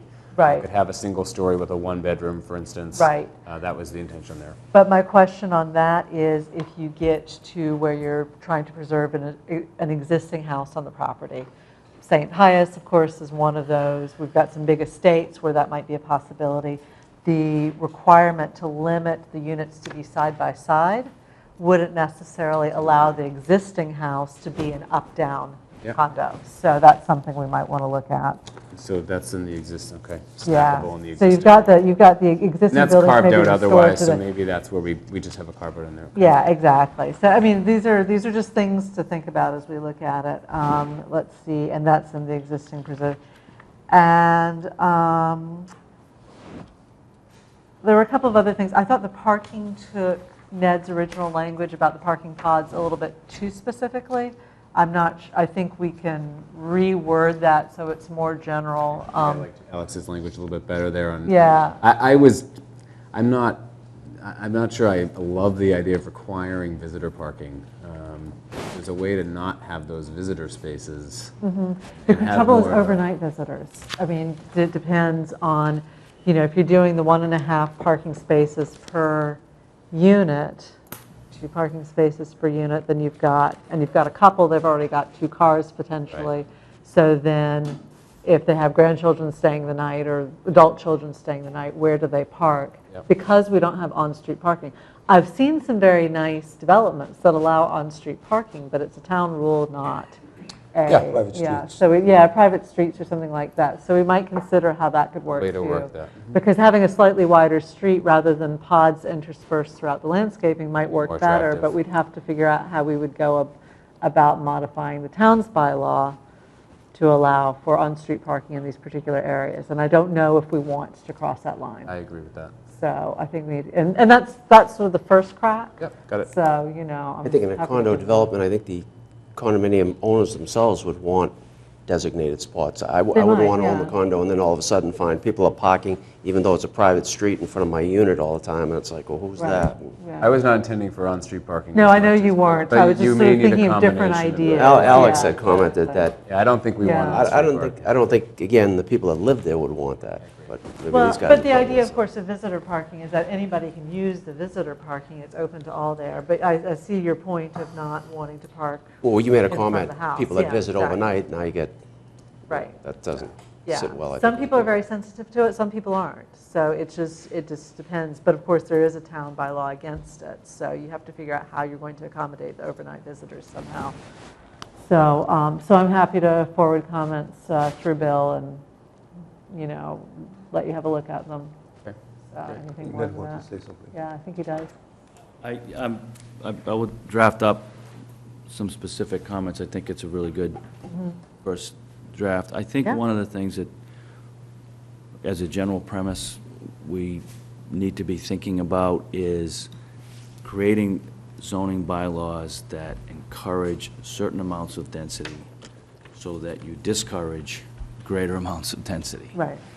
Right? Yeah. So we want to build an incentive into the zoning to say that if you have a reasonably sized tract of land, that your first approach is going to be to do something that is moderate, might be more than we might generally think about wanting to do, but is going to be less than what the alternative would be if someone came in and pursued a 40B Right.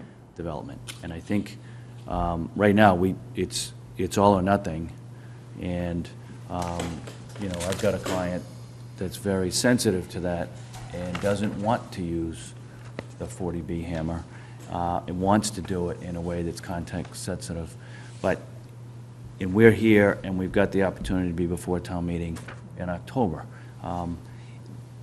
In generally speaking, these are long processes, and if you're starting with the notion of developing the site plan that then gets zoned, you could be 12 to 18 to 24 months out from a reasonable effort to get, once you've gotten through the rezoning. So that's discouraging to anyone who might want to purchase for the purpose of doing something that's reasonably sensitive. So I think an incentive to allow that is important. How you arrive at that, how you arrive at from a minimum lot size, and I agree.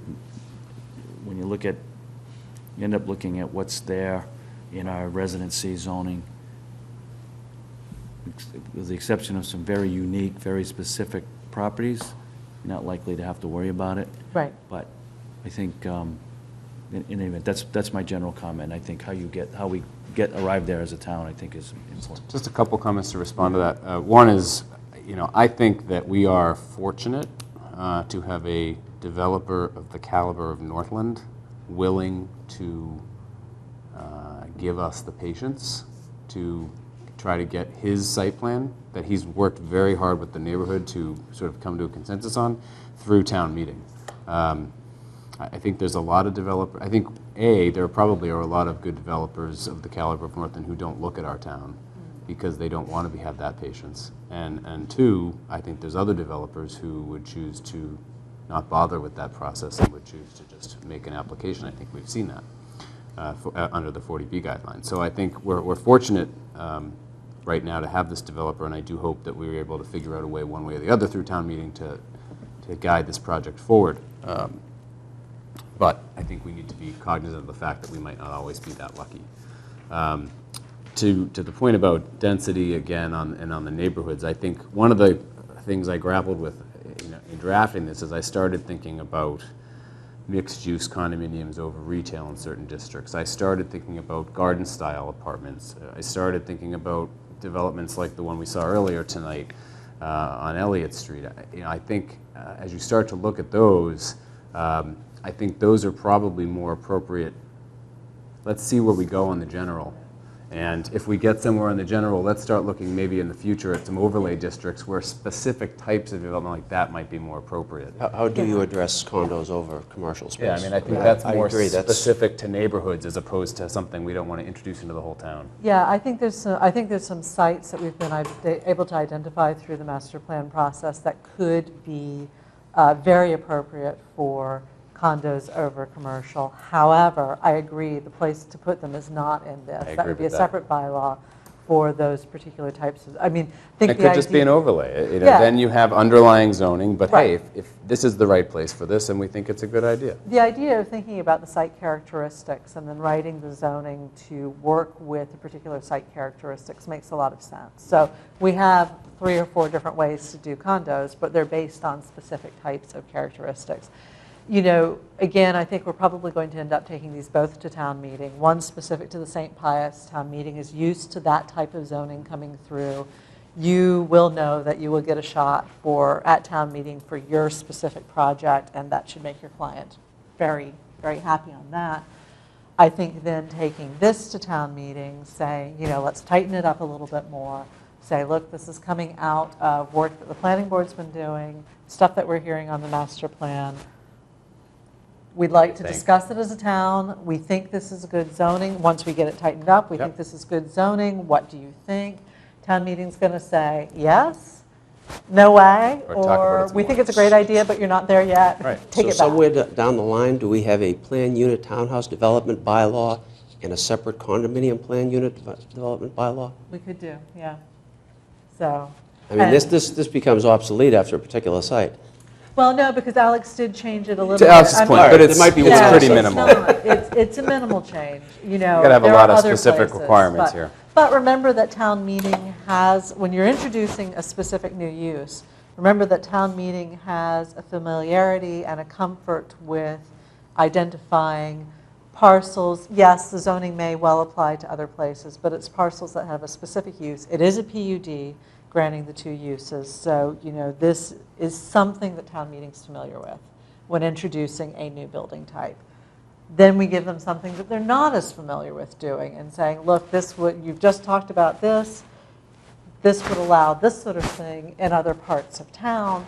What do you think about doing it this way? And then that's when we get that feedback from And I town think meeting. you'd have to address as part of that conversation, the idea of, you know, you're going, this is to Ned's point, this is a way of introducing density in order to limit greater density. Right. And I think you're encouraging good developers to come in and take a good look at projects here. And I think you have to point out that what we've heard in master plan is make it easier to do business here. And I think that's what I'm trying to do with this bylaw. Make it easier to do business. Not yeah. easier to do what you want, but to come into our town and under our direction and our character requirements, you can do business without having to go through the rigmarole of going through town meeting and having that huge risk. Well, and I think that issue of town control, it remaining within town control, it remains a public process. It's not something where you can come Absolutely. in and just build it as of right and nobody knows until it goes up. It's still a planning board process. It still requires a public hearing. And I think we've that's- seen from And this it's a planning special- board and that it's a this special planning board permit. is not Yes. afraid to deny things. Bill, Yeah. Special permit that requires a supermajority of the board. Right, when was the exactly. last time somebody developed under the 40B law in this town? Before Hendry's and Randolph Ave, Before the proposed 131L, yeah. the Milton Marketplace. So that was in the 70s? It wasn't built, though. It was proposed. Yeah. So what wasn't, so when was the last time something was developed under the 40B? Nothing. None. Nothing's All ever right. been. Town thought for a long The only time that comment, the only reason I Yeah. wanted to learn something, I wasn't just trying to set up my point, but I think it's horrendous and shameful that we comment that we live under the threat of 40B. I think that's, if we do anything in this town under threat, I think it's shameful. That's all. That's my comment. In the sense that I agree with what you said. It should, the bylaw should probably be in effect, but, or something should be there, but we certainly shouldn't do it under the threat of 40B. Well, what's come out of the master plan process is that there's a need for different varieties of housing. You know, the single-family, older stock just doesn't work for everybody. So the purpose of doing this is to allow for those additional types of housing. It's not, the condominium's not so much a direct response to 40B, but Ned's point is a valid one, which is if we at the town, as a town, say, look, this is the sort of development we want, this is the sort of density we like, these are the types of controls we want to put on it, and then make it a process that is clear and understandable for a developer to come in, that will allow the development of density on land that might otherwise But it- potentially go to but 40B. I guess part of my point is that apparently it hasn't hindered things so much that things have never happened. I mean, in other words, this development at St. Pius will probably happen. And long as maybe you town could meeting say agrees, yeah. it takes too much time or takes, but apparently people have been willing to put in the effort to do it without the threat of 40B and without a general bylaw to address condominiums. Well, I think to make that statement, And- though, and you I have just- to ask, you have to ask what projects we have built But I always think, that are of this density. I always think, Yeah. We in haven't this even had sense, anything proposed at if that you're, level. if you're in, and I always use the town of Plymouth as an example, because I know it's very large in geography. In this town of Milton, we have such a limited buildable area and lots.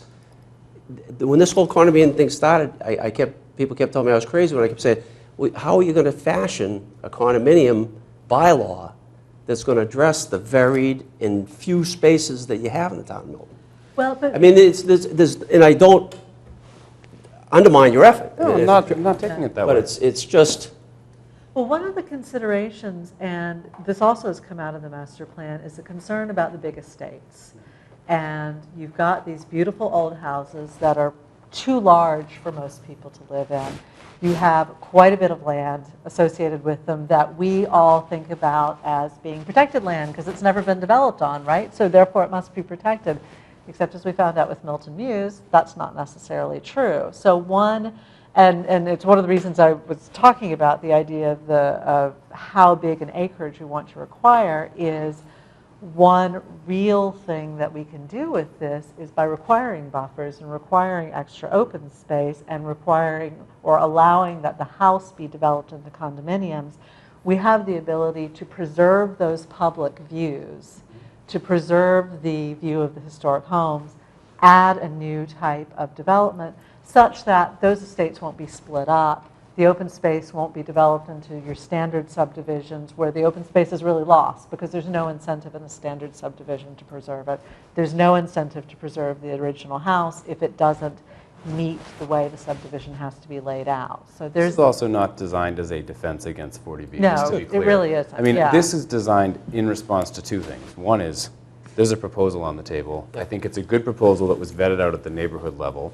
And how great would that have been if we could have done no, that? and I, Yeah. and you know, that's, with the second is, the master plan committee is saying, we want various housing types. We're having a lot more seniors in our town over the next Yes, 20 years. absolutely. Let's just, that's really what this is. we had people come before us who wanted to put in a senior living, Yep. so we accommodated.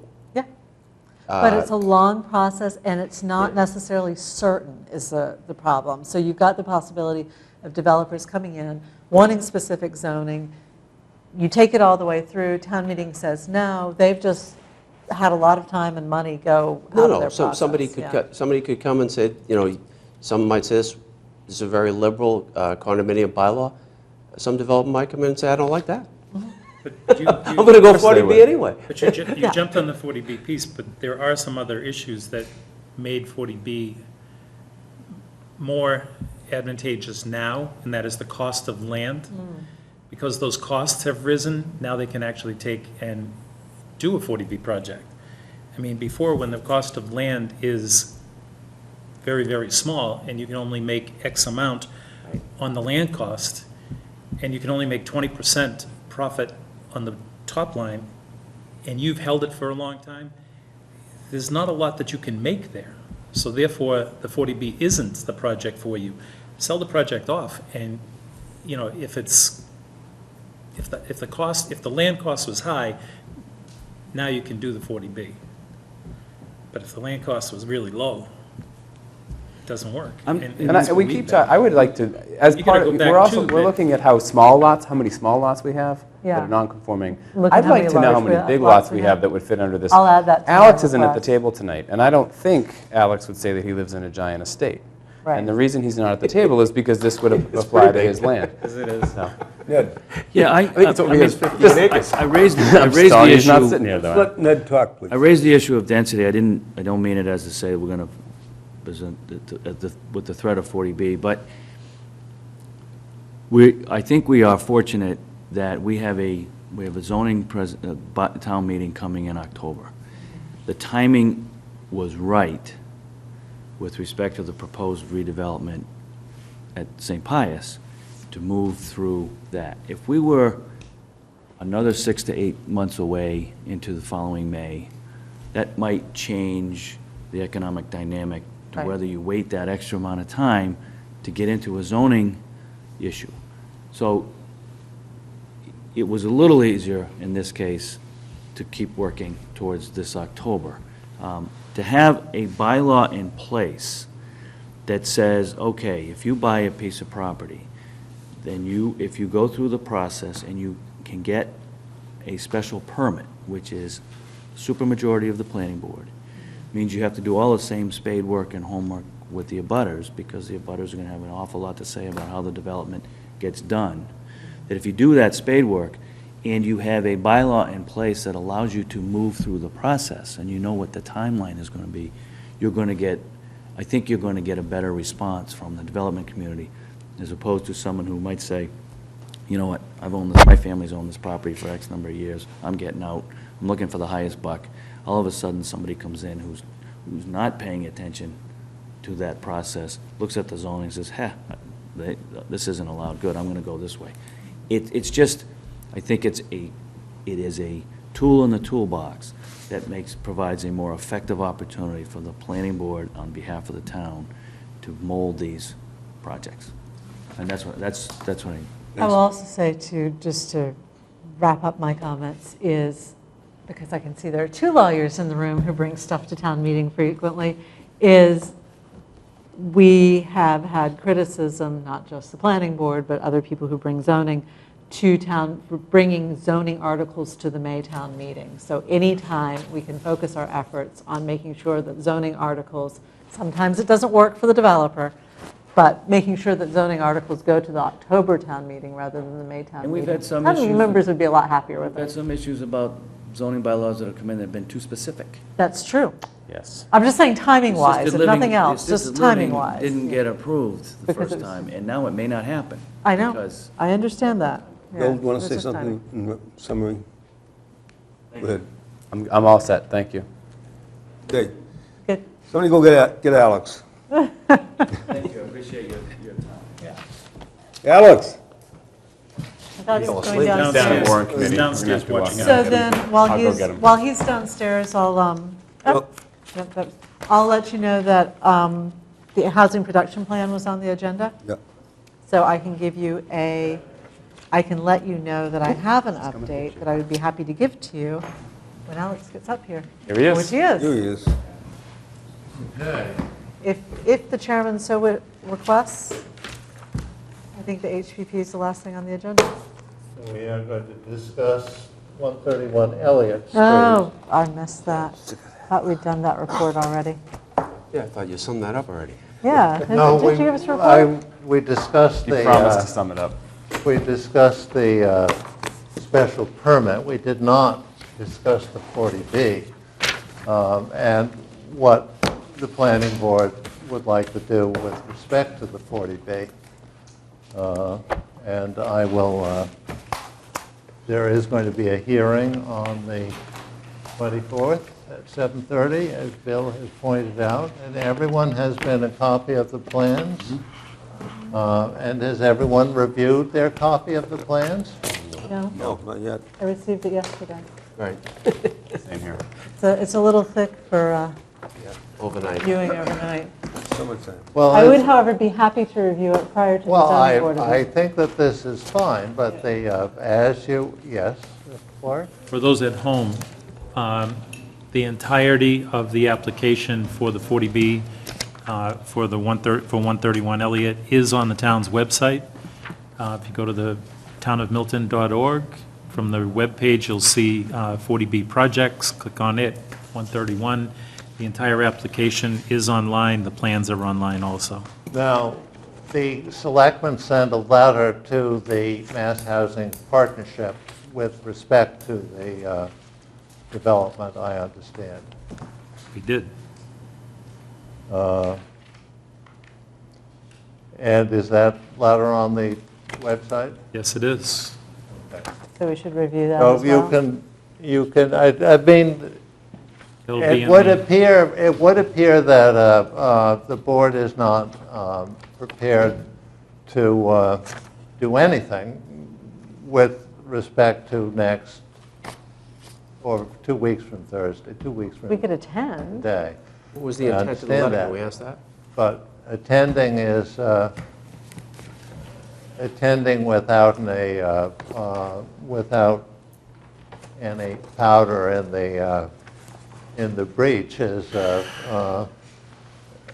something to do if you have nothing to do over Thursday night, like tonight, for instance. I have something We to do could- on a we could- Thursday night. I'm here at the planning board meeting.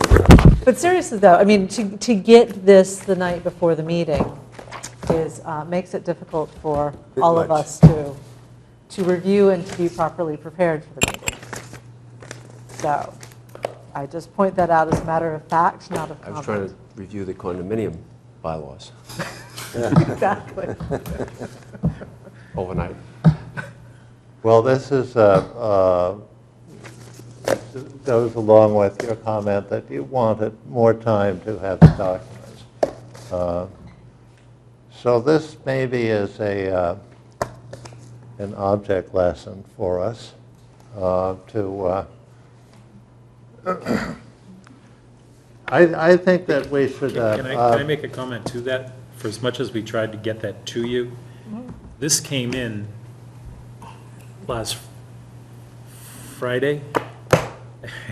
So by the time, it came in Thursday. So by the time we had all the copies made, And there was a and holiday then, well, weekend. when you get the holiday put into it, we're squeezing to make sure that the Board of Appeals can make their July 24th meeting, make sure that everything is out there.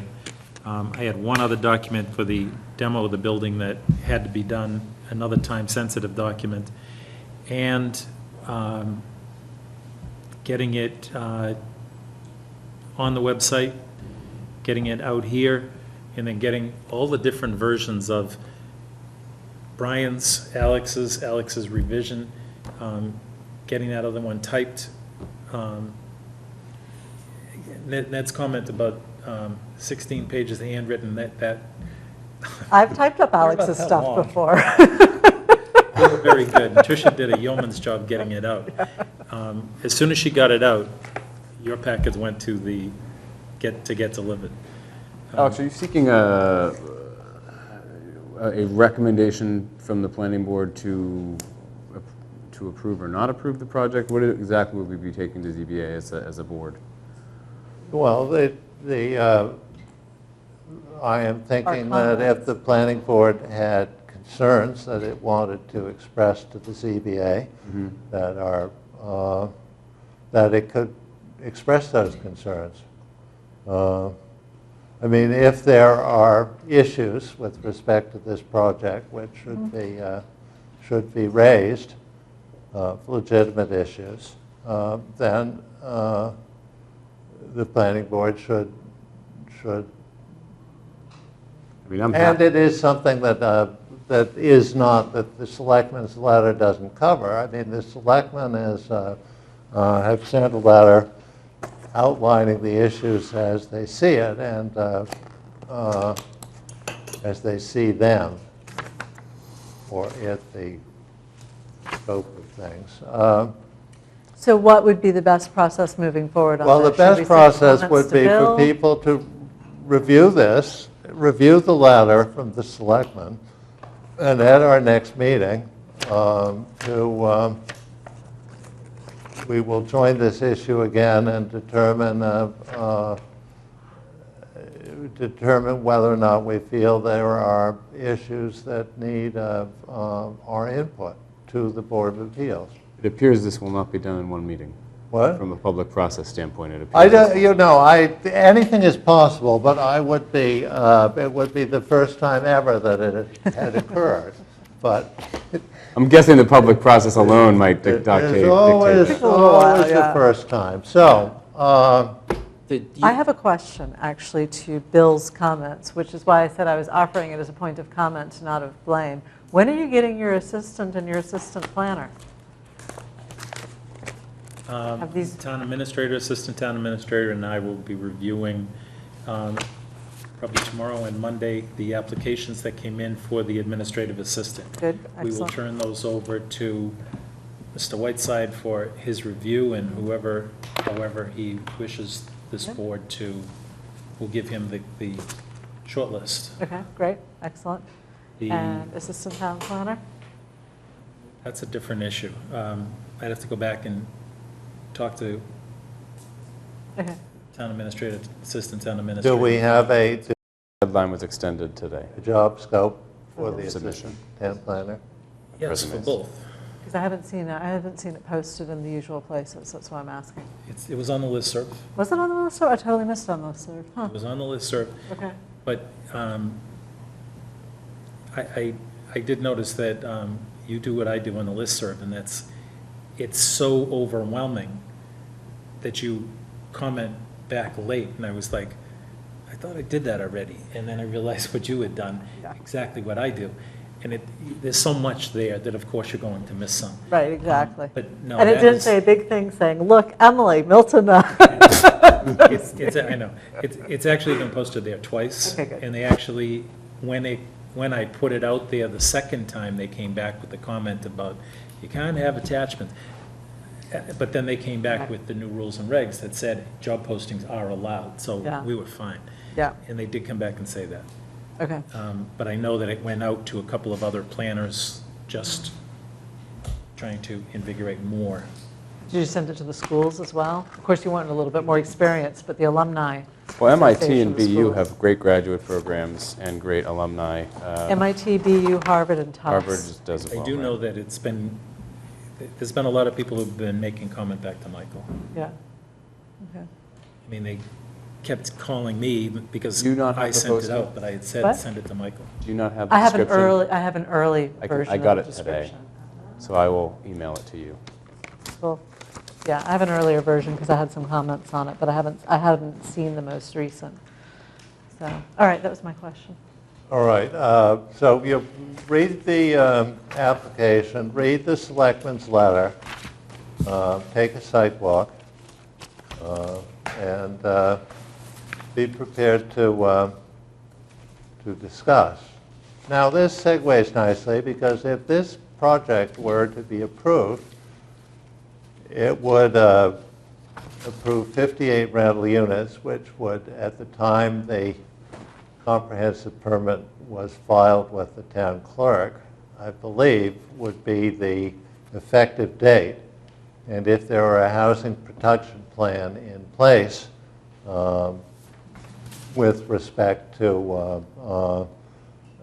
the possibility of comprehensive permit development at 131 Elliott, and it wouldn't have to necessarily be the particular comprehensive permit development which is under consideration, but the housing production plan definitely shouldn't say that comprehensive permit development at 131 Elliott Street is absolutely unacceptable. It probably should say that, like many, many other sites, comprehensive permit development, if done right, can be very beneficial. But making sure it's done right requires a developer who is willing to it really, to do it right, you really need a relationship between the town and the developer. And so it doesn't always happen. But if it's done right, it can be great. So let's segue into the housing production plan. So in other words, what do we need to do in order to get the housing production plan done? So there are two outstanding items. One is we need to have a list of town-owned properties that would be suitable for, that could be suitable for affordable housing in the plan. And that's something that the planning board and the Board of Selectmen need to agree on and to put into the plan. The second outstanding item is that we need to have a public forum / presentation and discussion of the housing production plan, which the consultant, Karen Sondenberg, needs to do. And then after that's done, the plan can be wrapped up, brought to the planning board and the Board of Selectmen for their approval, because both boards have to approve it. And then we have a housing production plan. So on that, Katie Conlon, the chair of the Board of Selectmen, and I were supposed to meet to discuss town-owned properties. We've met twice now, so I can give you a report on that. I am then going to go to the Board of Selectmen after I hear your comments tonight. I'm going to them on the 21st, present the same list of properties along with your comments so that they have it. Then we're looking at doing a joint meeting of the two boards in August where Karen can do the public forum and get public input and comment on it so that we can wrap this up. I would assume that we'd be wrapping up around early to mid-September, which should be in plenty of time for what Alex just suggested. So on the town-owned properties, she and I met to look at the existing conditions map and to look at which properties were in fact owned by the town. So we had a look at those. Alex had also sent each of us a list of potential properties from his perspective. Some of them were private properties, so I'm not going to address those tonight, but I want to let you know about the town-owned properties that we're going to suggest and some of the caveats around them. So the first one is the properties off the landfill access road. And there are some potential issues with this, including, thank you. The state has, and Bill, correct me if I'm wrong, the state has identified Native American remains in the area or Native American sites in the area. And I believe it was back in the 1980s, they put not just It's the site historical where, artifacts, it's yeah, not bones. It's not bones, it's historical artifacts. But what they did was they put the entire area under the restrictions instead of just the specific area. Really? So if we, as a town, decide that we want to develop affordable housing there, we're going to have to go through Mass Historic. So that's just a caveat. I still think we should identify it, but it's a caveat in there.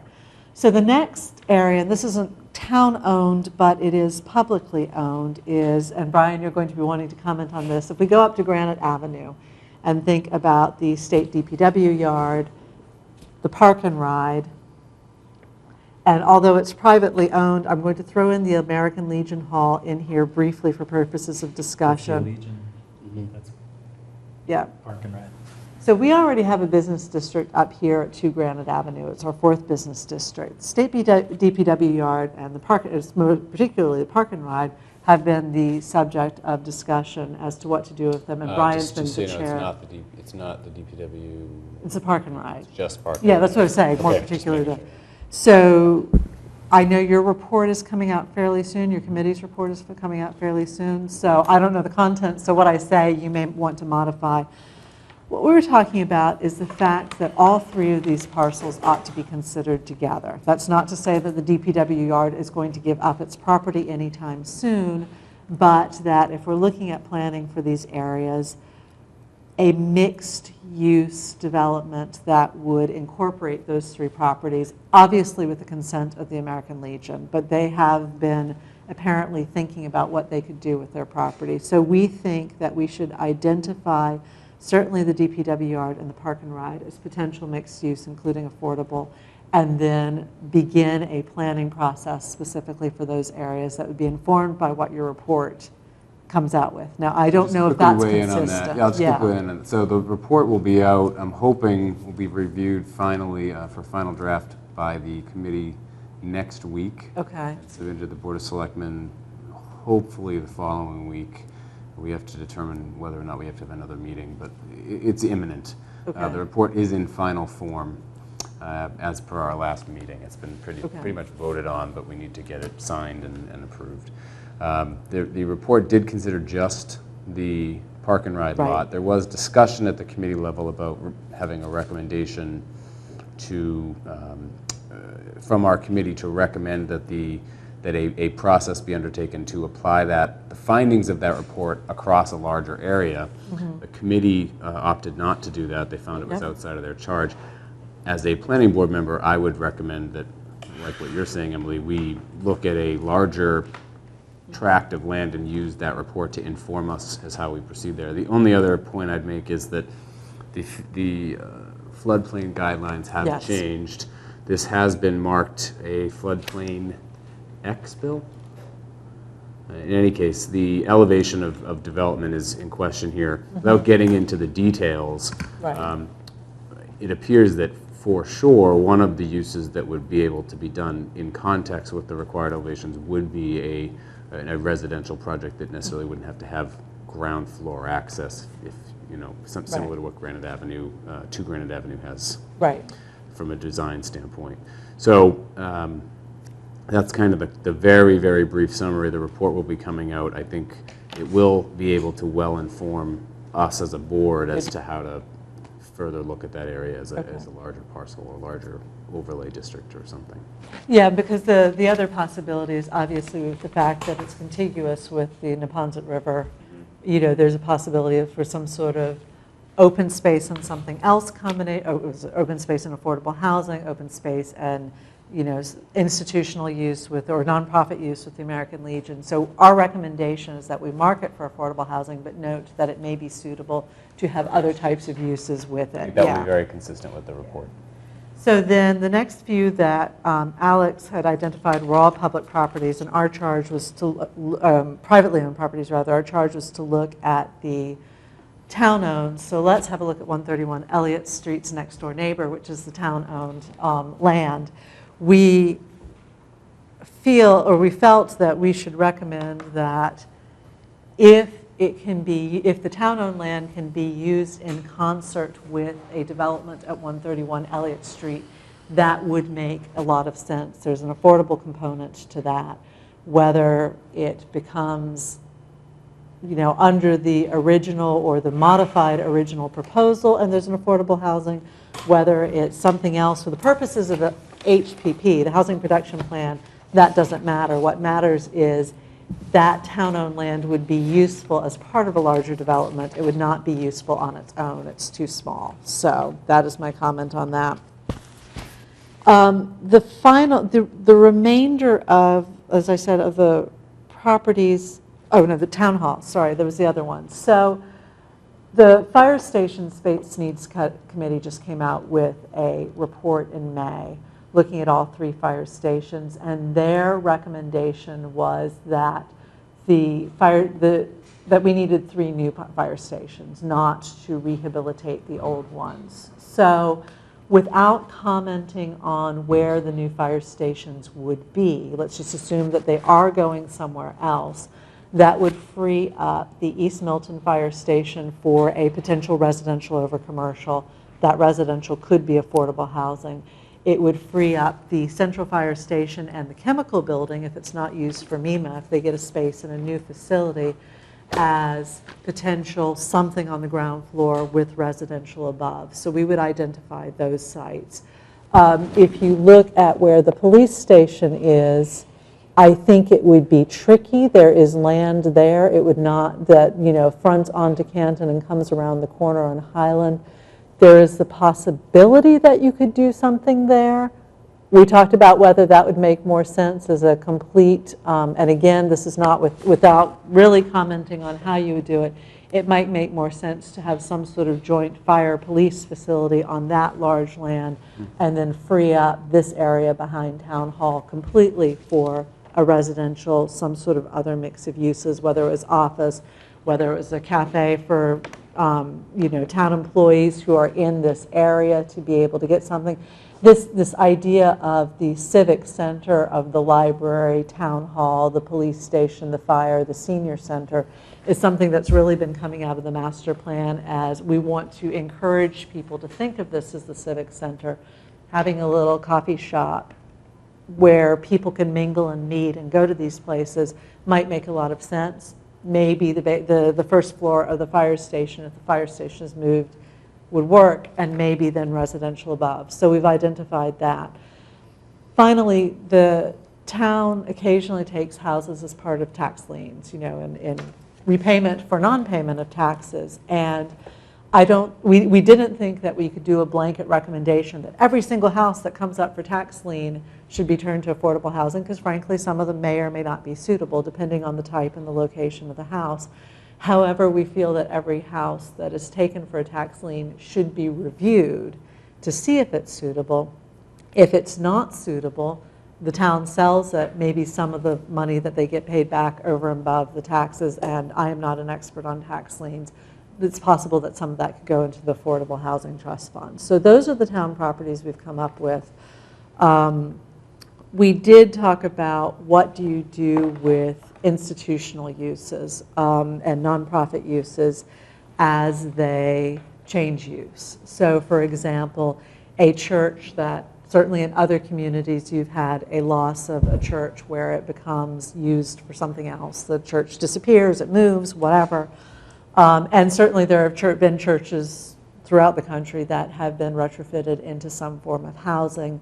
Again, this isn't public property, but we offer that up as an idea that we should, perhaps it doesn't get offered into the HPP, but as we're considering the long-term land use of the town, we may want to look at our nonprofit institutions. Certainly where Library College is now has changed hands several times. It is not outside the realm of possibility that 20 years from now, 30 years from now, 50 years from now, it might change hands again. That's true of any school that is not Milton School, but a private school or nonprofit school in town. Those uses do change hands. And we should consider as a town what those could be. Some of them may or may not be suitable down the road for affordable housing.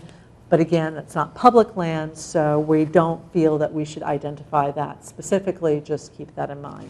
That's my report. So Excellent. if you guys have anything that you'd like to send back to the Board of Selectmen? that'd be Excellent great. report. Thank you. Thank you. Good job. Thank you. So, and I will write this all up and hand it out. I didn't get a chance to write it down for the meeting. Have Bill type it up after you read it over. I think actually, Bill, if you'll just take these notes. Did I hear somebody say that magic words? Well, we're waiting for you to say them, Ed. Don't forget that you have in your packet a letter from the Milton Landing Condominium Association. But You also have a schematic of the East Milton Theater. They're getting ready for their site plan review, which will be here shortly. Their plans just got done Monday, so they'll be ready, On the 30th? I don't know. Find out. Well, that's remarkable.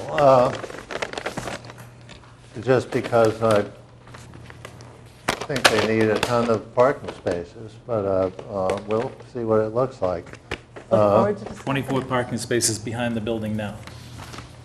Okay, but they need 72? They have 39 in the other one, 44 in the other one. Okay, we'll take a look at it. Yep. Ed? Okay, Ed? Second? Okay, all in favor? Aye. Aye. We're adjourned.